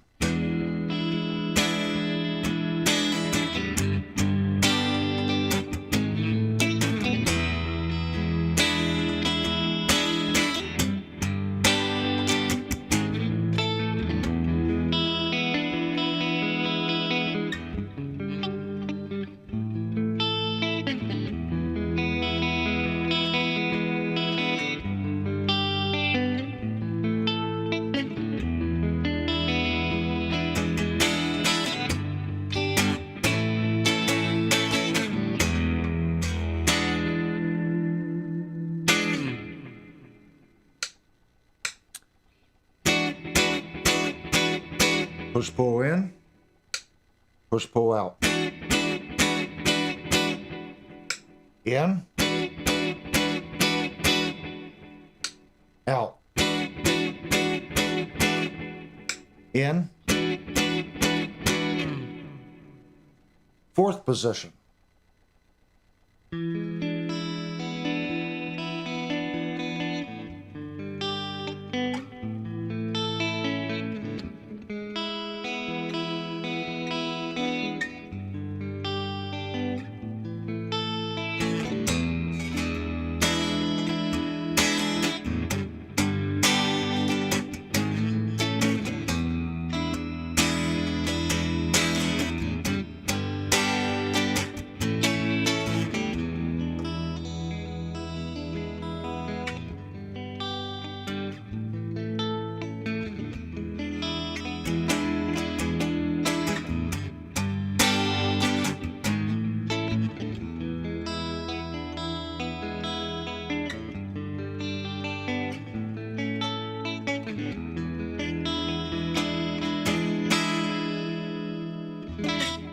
Very, very smooth sounding in the fourth position.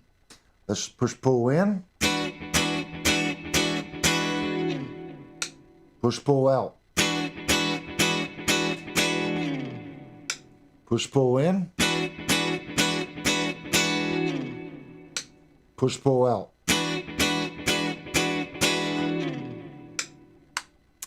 Fifth position.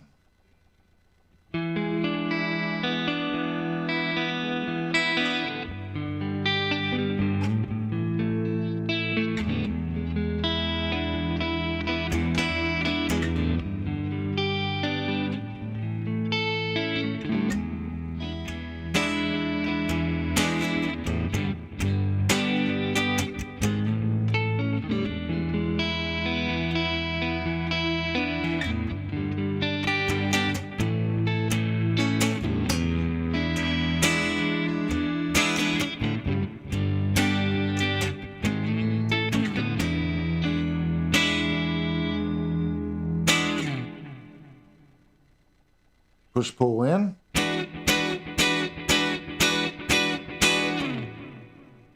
Push pull out. In. Out.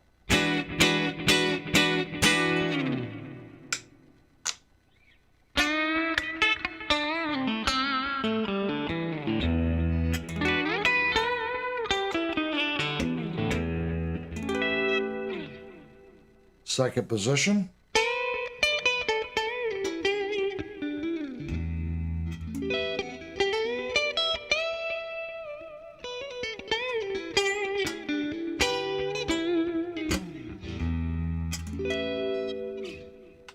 Third position.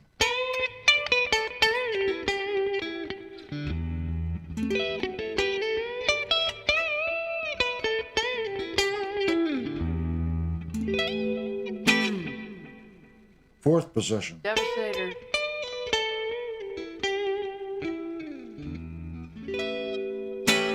Yeah. Devastator said put some dirt on it. Fourth position.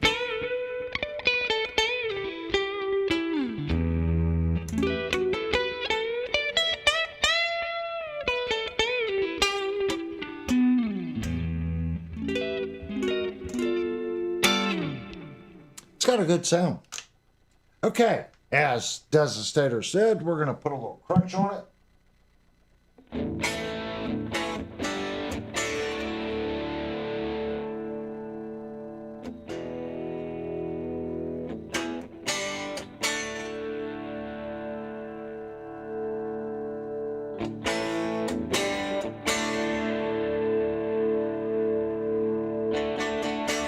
So I'm just getting my amp settings right, guys.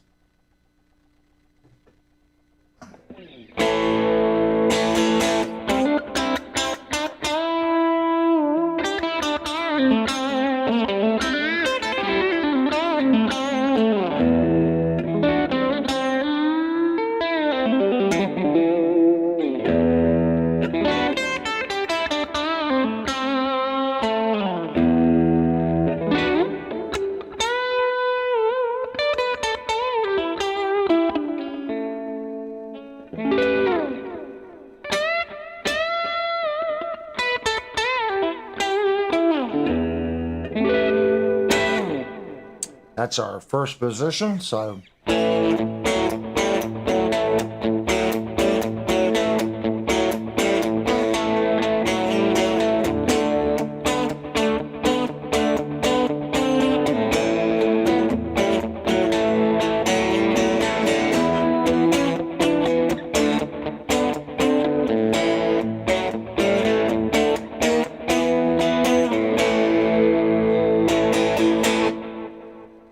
push pull out.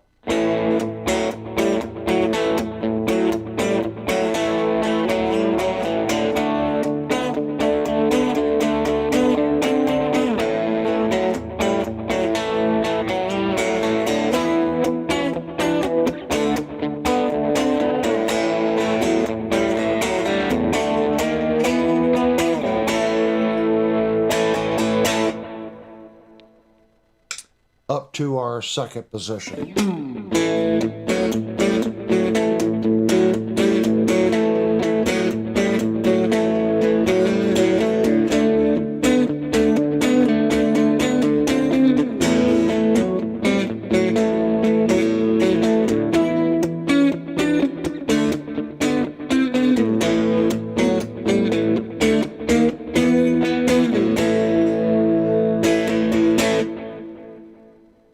Push pull out.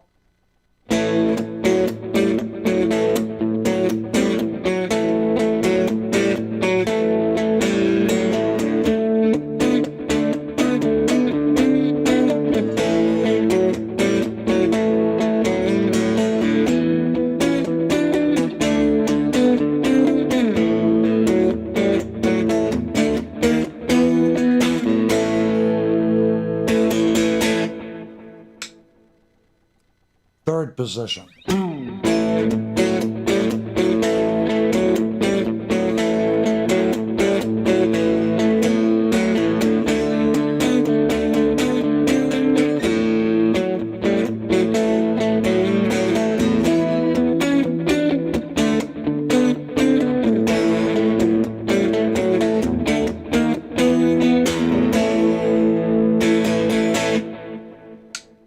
push pull out.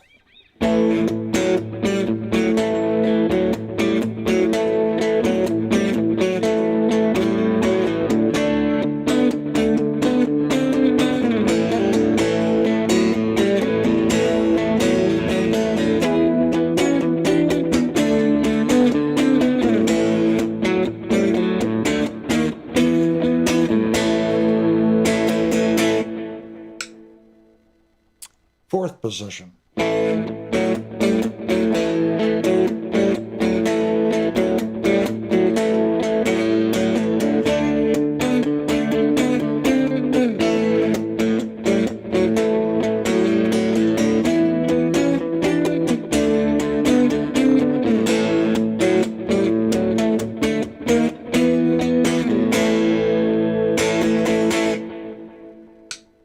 Push pull out.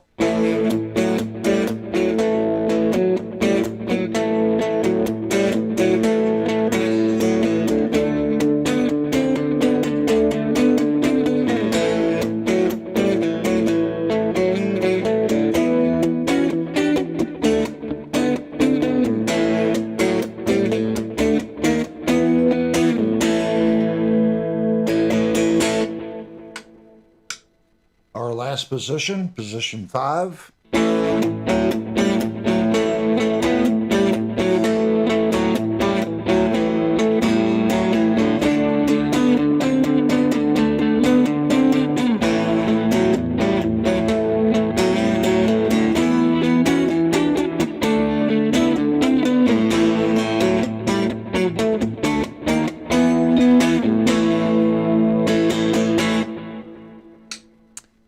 Position 5, push pull out.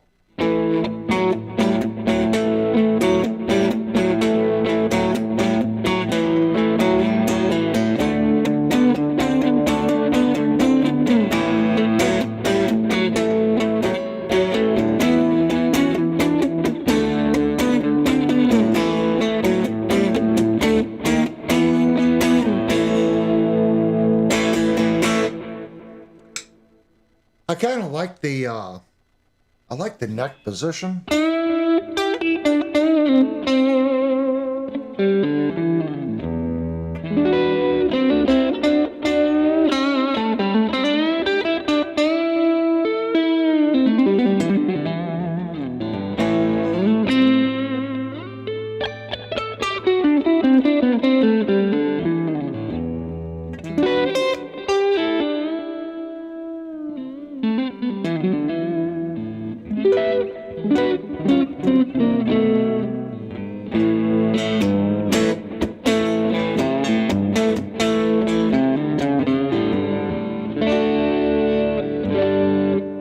It's got a little bit of a spanky quality that the second, third, and fourth position doesn't have.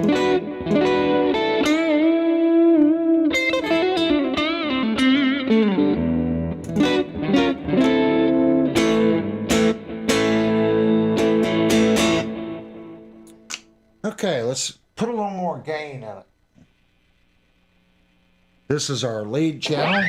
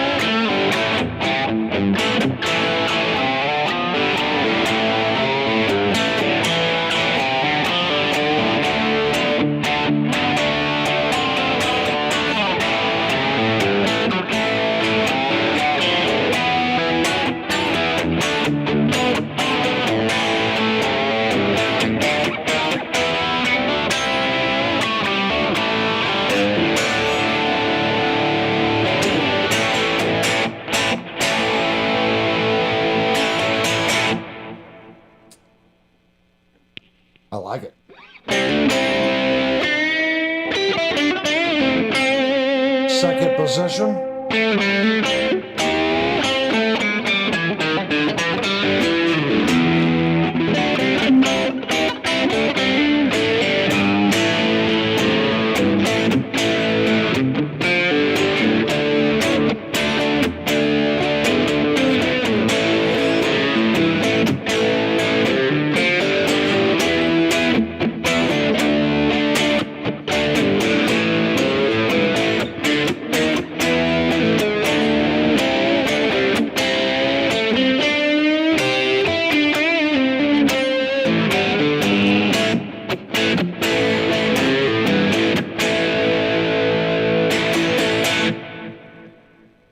Third position.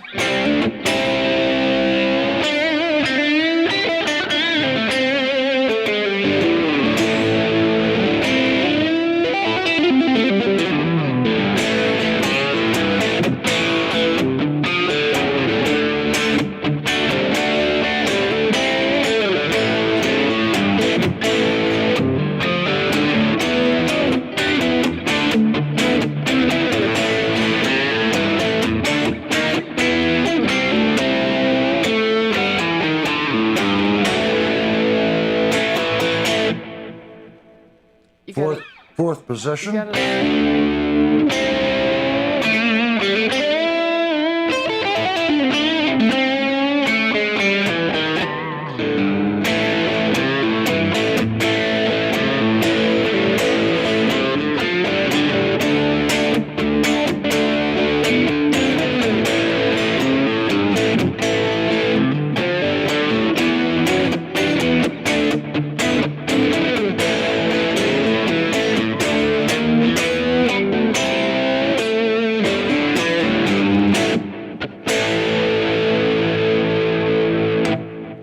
What was that?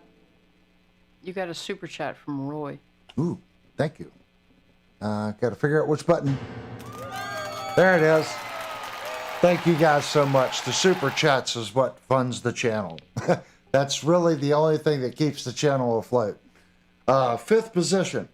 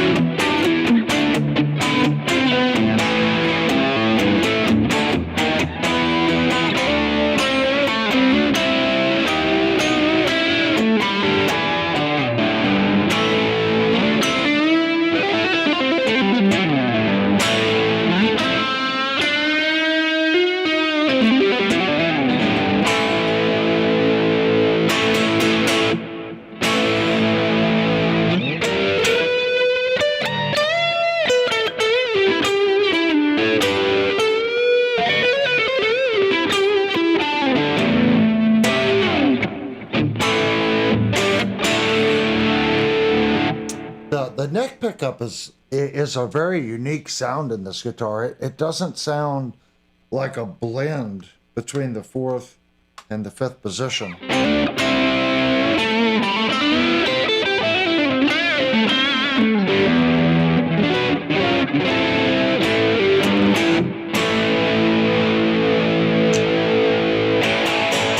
Back down to our bridge, you can hear the difference. Second position. Third position. Fourth position. And fifth position. Nice pickup separation. Not so much.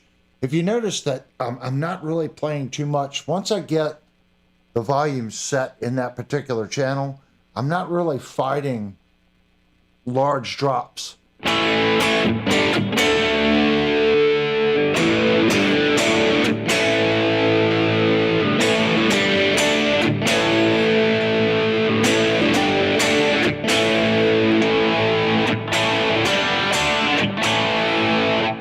It's very consistent, and that would make a good pro level guitar. Going out and playing, you're not battling with, the second position being way low or way high, or if that makes sense.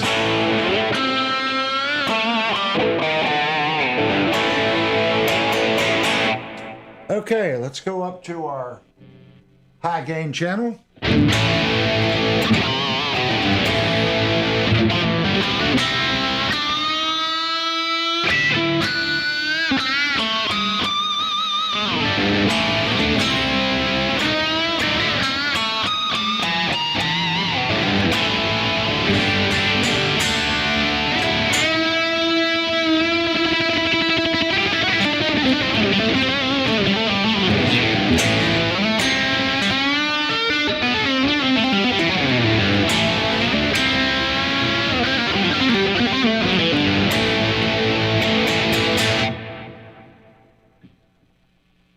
It's got a little spank to it.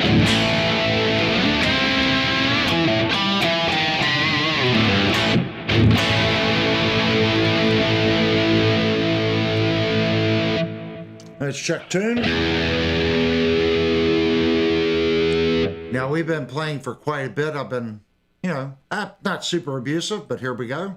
Let's check our tune.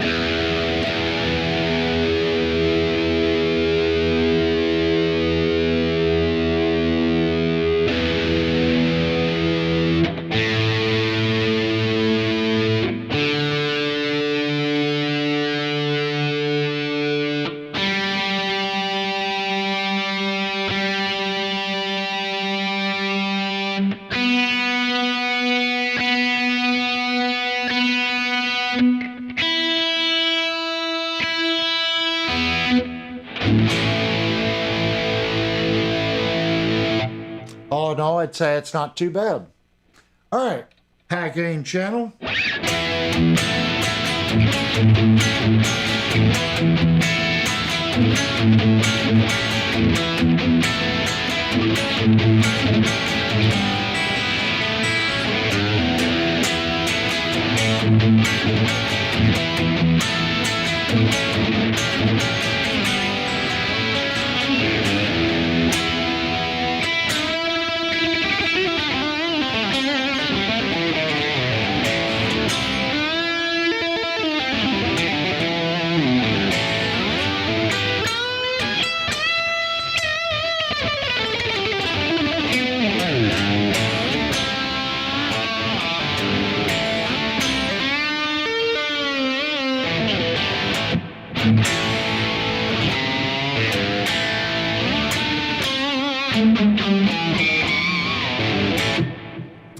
It'll rock and roll. Blue Mox.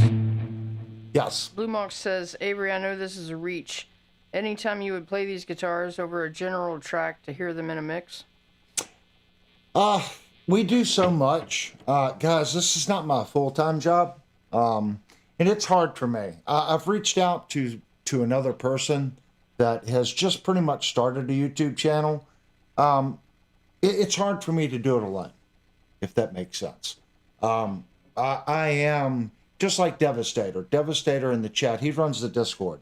So it's hard for me alone to do all that other work and prep things and get things going.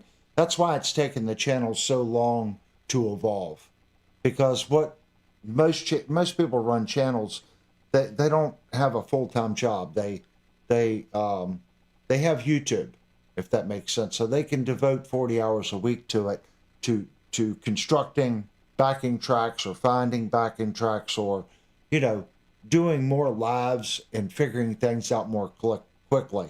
This is a slow growing channel because of that reason. And I think a lot of you guys like it for that reason. But I'm supposed to have a conversation with the gentleman tomorrow. It's Gear Talk, I think but he just started his channel. Might, depending on how things go with our chat, might have someone else coming in. I'm not going to say co-host because that makes, to me, that kind of diminishes that person's role, if that makes sense. I don't consider Devastator a co-host. He's part of the channel. Does that make sense? I don't view things that way. So we'll just have to see. It would definitely change the channel So I have to really watch what I do, if that makes sense. I want to create good content, good, honest content, if that makes sense. And if that's something that you guys want, that's something I can start working on. But it would definitely take me some time to come up with some generic backing tracks to play the guitar with some backing tracks, if that makes sense. And it does make sense because you want to hear the guitar in the mix, if that makes sense. I get it. Just bear with me, guys. If you watch our very first reviews, the channel has come a long way in the last 3 years. It really has. Just my ability to speak and articulate has gotten better. What we check as far as the type of reviews we do has gotten better. I don't want to keep I don't want to stop improving. I want to keep improving. So thanks, and we'll work on it, man. Your all's thoughts and what needs to be done, that's what pushes the channel in this direction or that direction, if that makes sense. So yeah, I know it's something we should do. And it would have to be something that we wrote, because YouTube strikes, it gets really ridiculous really quick. Up to our second position.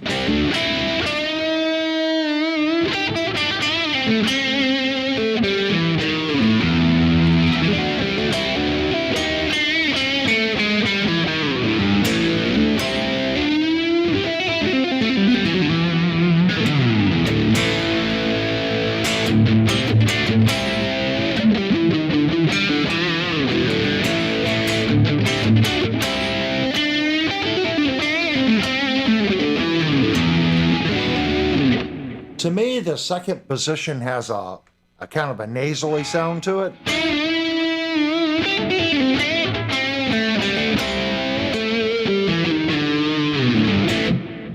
That's something they're doing. I'd have to look at the spec sheet to see what they're doing there. Steve said neck dive test for Kurt. Neck dive test. I got Linnell's strap stuck on the other guitar, so I don't have another strap that doesn't have strap lock buttons on it. But just checking it this way, the guitar is definitely butt heavy.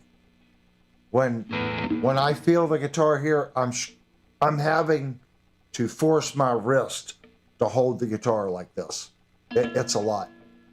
The guitar is definitely butt heavy. In this point, there's no way. Like some guitars, I'll sit there and hold it. There's no way. This guitar is definitely butt heavy.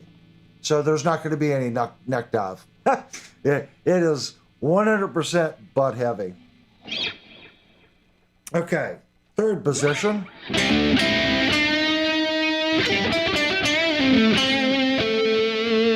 Actually, let's go back to our second. I didn't play our little ditty.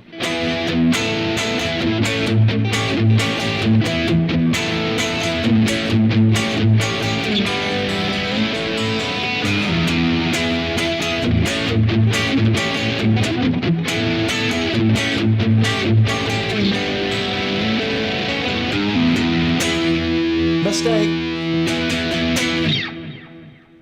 Third position.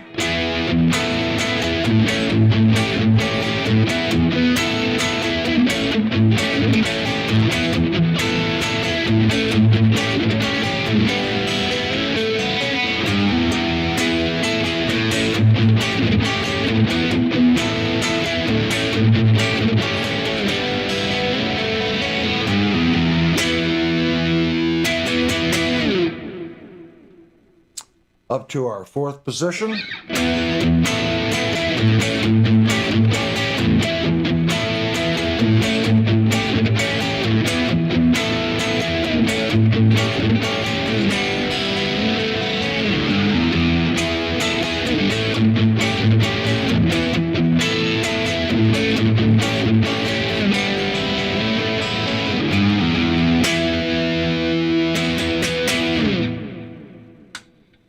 Fifth position.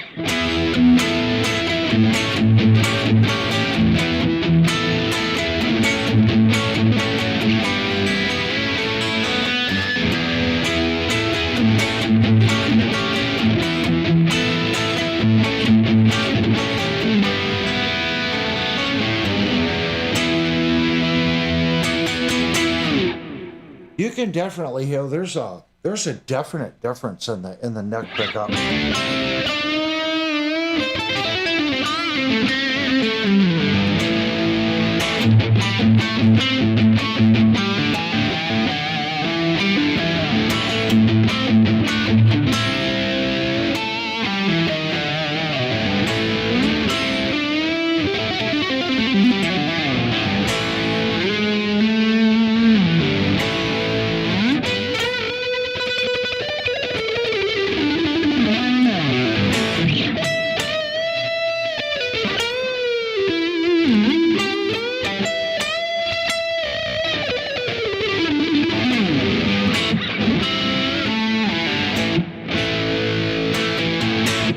It plays, if you guys go back and watch it, the action height on the guitar is very high.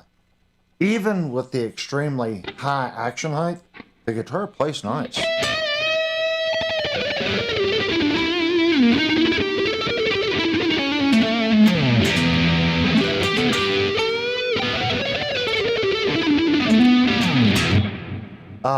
That's impressive that it plays that well with this action height.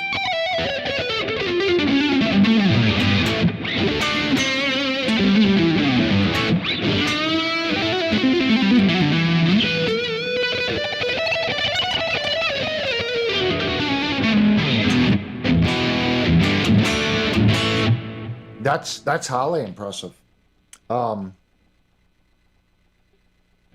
I would lower the action height on this guitar down to like a true factory spec, like 0.07, maybe 0.06, you know, maybe 0.07, 0.065 on the high E and play it. I think this guitar, you could definitely get away with that action height, and that would eliminate any buzz, you know, possible. The fret leveling on this guitar is really good. So at that action height, you're not going to be choking off the sustain. And as easy as it plays right now, with that action height, this thing would be blistering fast. And you wouldn't be killing your sustain. Devastator said, give us the Kid Joe. Give us the what? Kid Joe. Oh, Ugly Kid Joe?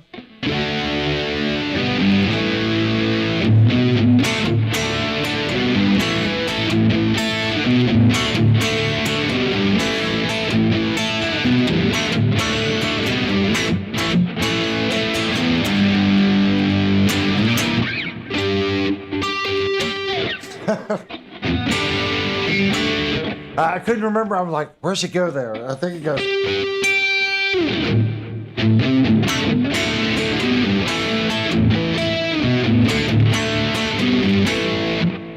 Been a while since I played.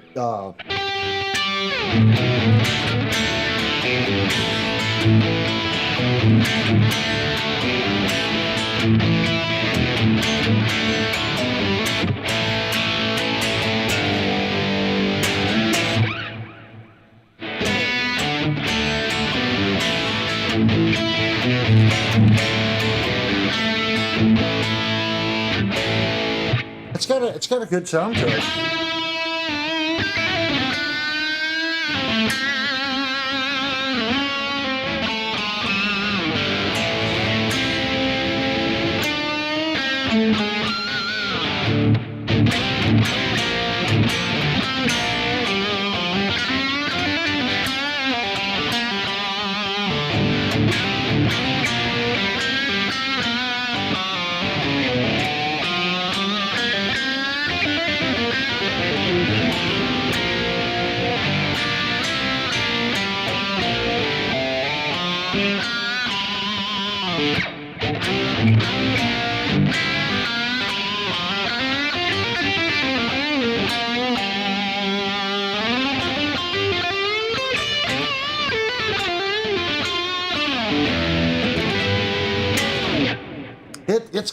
It's got a nice feel to it. What did you say the action is set at?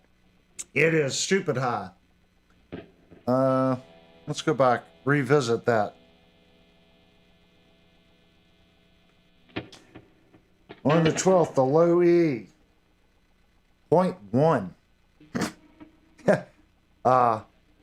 that might be the highest action height of any guitar I've ever had on the channel. The high E, like 0.08, it's quite high. But even with that high action height, it still plays pretty decent. And there's actually 1 millimeter of neck relief in this guitar. As level as these frets are, you could definitely take all the relief out of this and set it to like 0.07, okay, on the low E and 0.065 on the high E. That's a high enough action height to where you're not going to lose this. All that sustain. You're getting all that sustain because of the action height.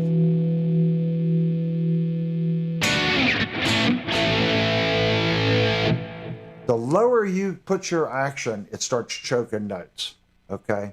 It does. You may not realize it, but the string is restricted, okay? And you're going to lose sustain. I would set this guitar, I mean, that's a little high. I try to go 0.065 and 0.060 on mine, but I would set this one just a fraction higher. It plays that well.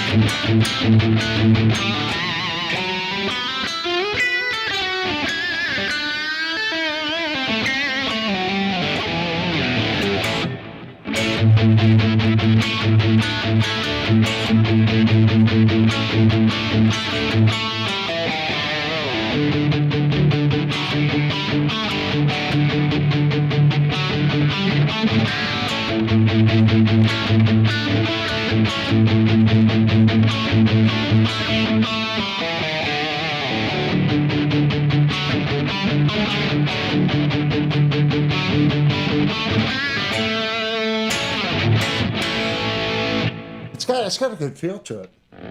I like it. Okay, guys, if you don't know, we try to do highly detailed reviews here. I tried to play a little bit of everything in the guitar. It's already an extremely long review. We gave it, I think, 3 or 4 different sounds on the guitar. It seems to do everything really well. It seems to be a very utilitarian guitar. And it should be. This style of guitar, it's like a alternative Telecaster model. I think it's a little beefier than a Telecaster due to the pickups, but it's very utilitarian. It seems to do the cleans really well. It seems to take high gain really well, and it seems to take the crunch settings really well. It plays nice. I'd say it's a fantastic instrument. I love the hardware that's on this guitar and the parts they've used. There's quality components in this guitar. Is this guitar perfect? No, we did find some issues. We found that the pickguard, the pickguard is warped and it's bouncing. Okay. We did find some fret sprout. Okay. And we also found an extremely basic end dressing on the neck frets. But the top of the frets and the leveling of the frets is done very, very well. The overall fit and finish on this guitar is very nice. The hardware, like I said, the screws, everything they're using is a very high quality piece. You know, the tuners feel really good. There is, you know, I'm not going to say there's nothing to upgrade, because somebody might go, oh, I've had the guitar for a while, I want a little bit different pickup. I don't know if that's an upgrade. That might be changing to fit your taste, if that makes sense. There's nothing on this guitar that needs upgrading. It's got high quality tuners. It's got a nice bone nut. It has a nice bridge, nice quality electronics on it, a nice jack plate, even the jack plate. The jack in there is nice. If you pure tone jack guys, yeah, you want to put a pure tone jack in it, I get it. but there's nothing wrong with the engagement of this jack. That's got a nice solid feel. It's not a pure tone jack, guys, but that's a very high quality. It's probably a Switchcraft jack. It's nice. It's got a nice look to it. Something I didn't go over, the knobs aren't smooth. They're not round. There's little tiny, it's like kind of got little flat spots all the way around. So it makes it easier to grab. Kind of like it.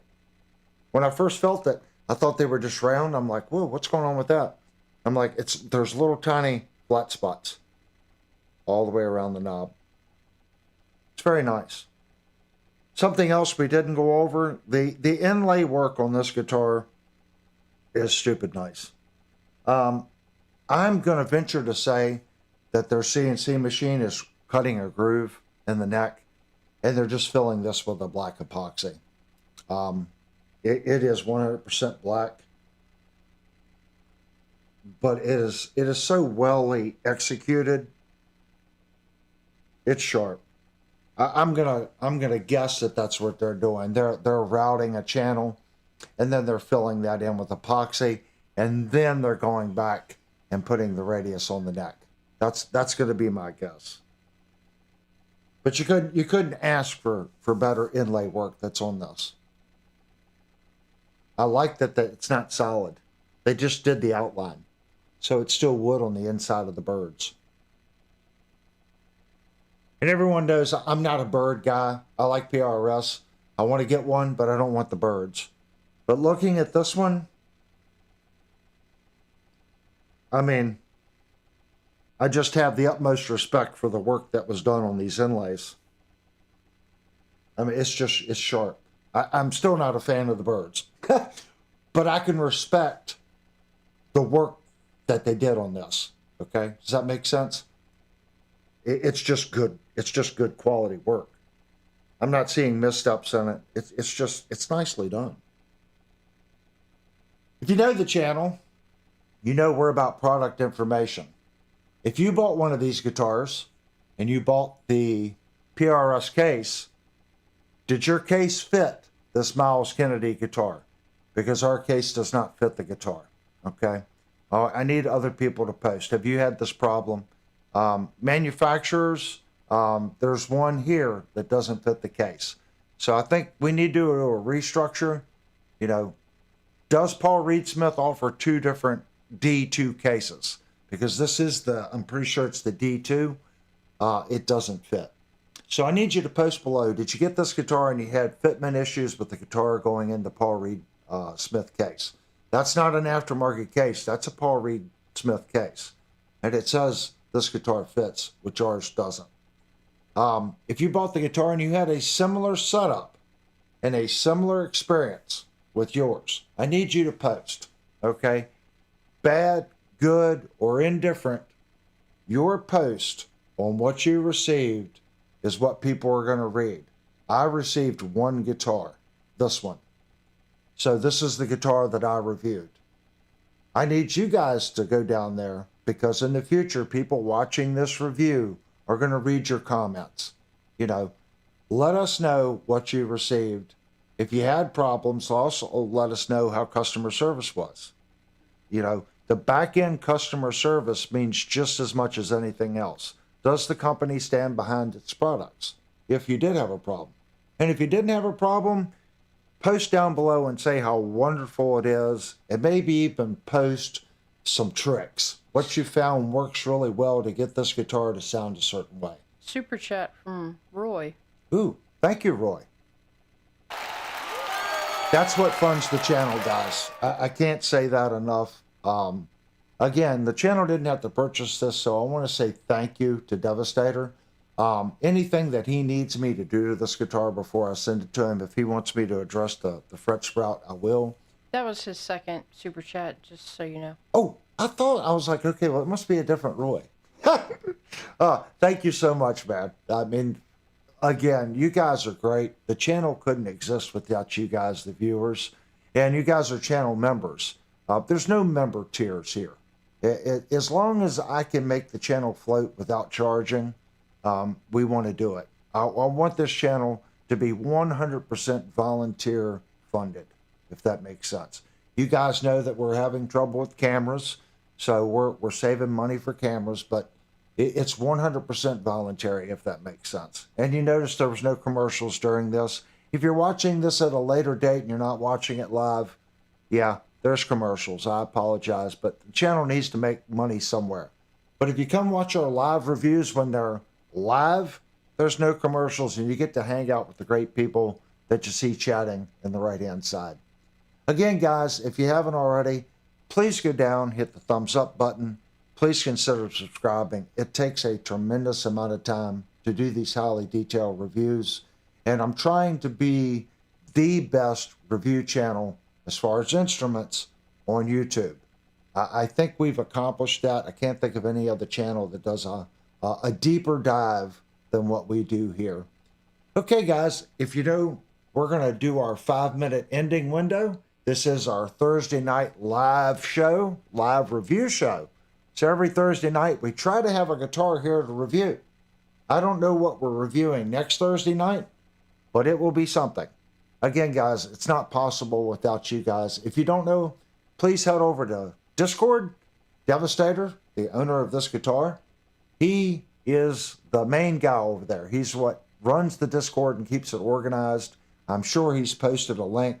Go over there, post your guitars, post tricks. If you're a luthier or a guitar tech, go over there. There's always people posting questions on how to do this or how to do that, or projects. So go over there, hang out in Discord. There's all kinds of different things. Give yourself a little time. There's a bunch of different rooms for different things to do. There's even a room in there where you can just go in and jam. There's also a voice chat room where you can just go in and talk to other people. So go check that out. Devastator runs it. And again, thanks, guys. And if you gave a super chat, thank you so much. 5-minute ending window, guys. And you could tell I was reaching for the mouse. 5-minute ending chat. And I'll see you again on Saturday night just for our open chat. I don't know if we're going to do a stream tomorrow night or not. If we do, that'll be our open chat, and then we'll do our standard stream on Saturday. Again, thanks, guys, so much. I don't know how many people we got in here. I don't have the window open, but I can't stress that enough, how the channel has changed and grown over the last 3 years. I can't say thank you enough to the people that watch this content. And remember, keep long form Matt alive.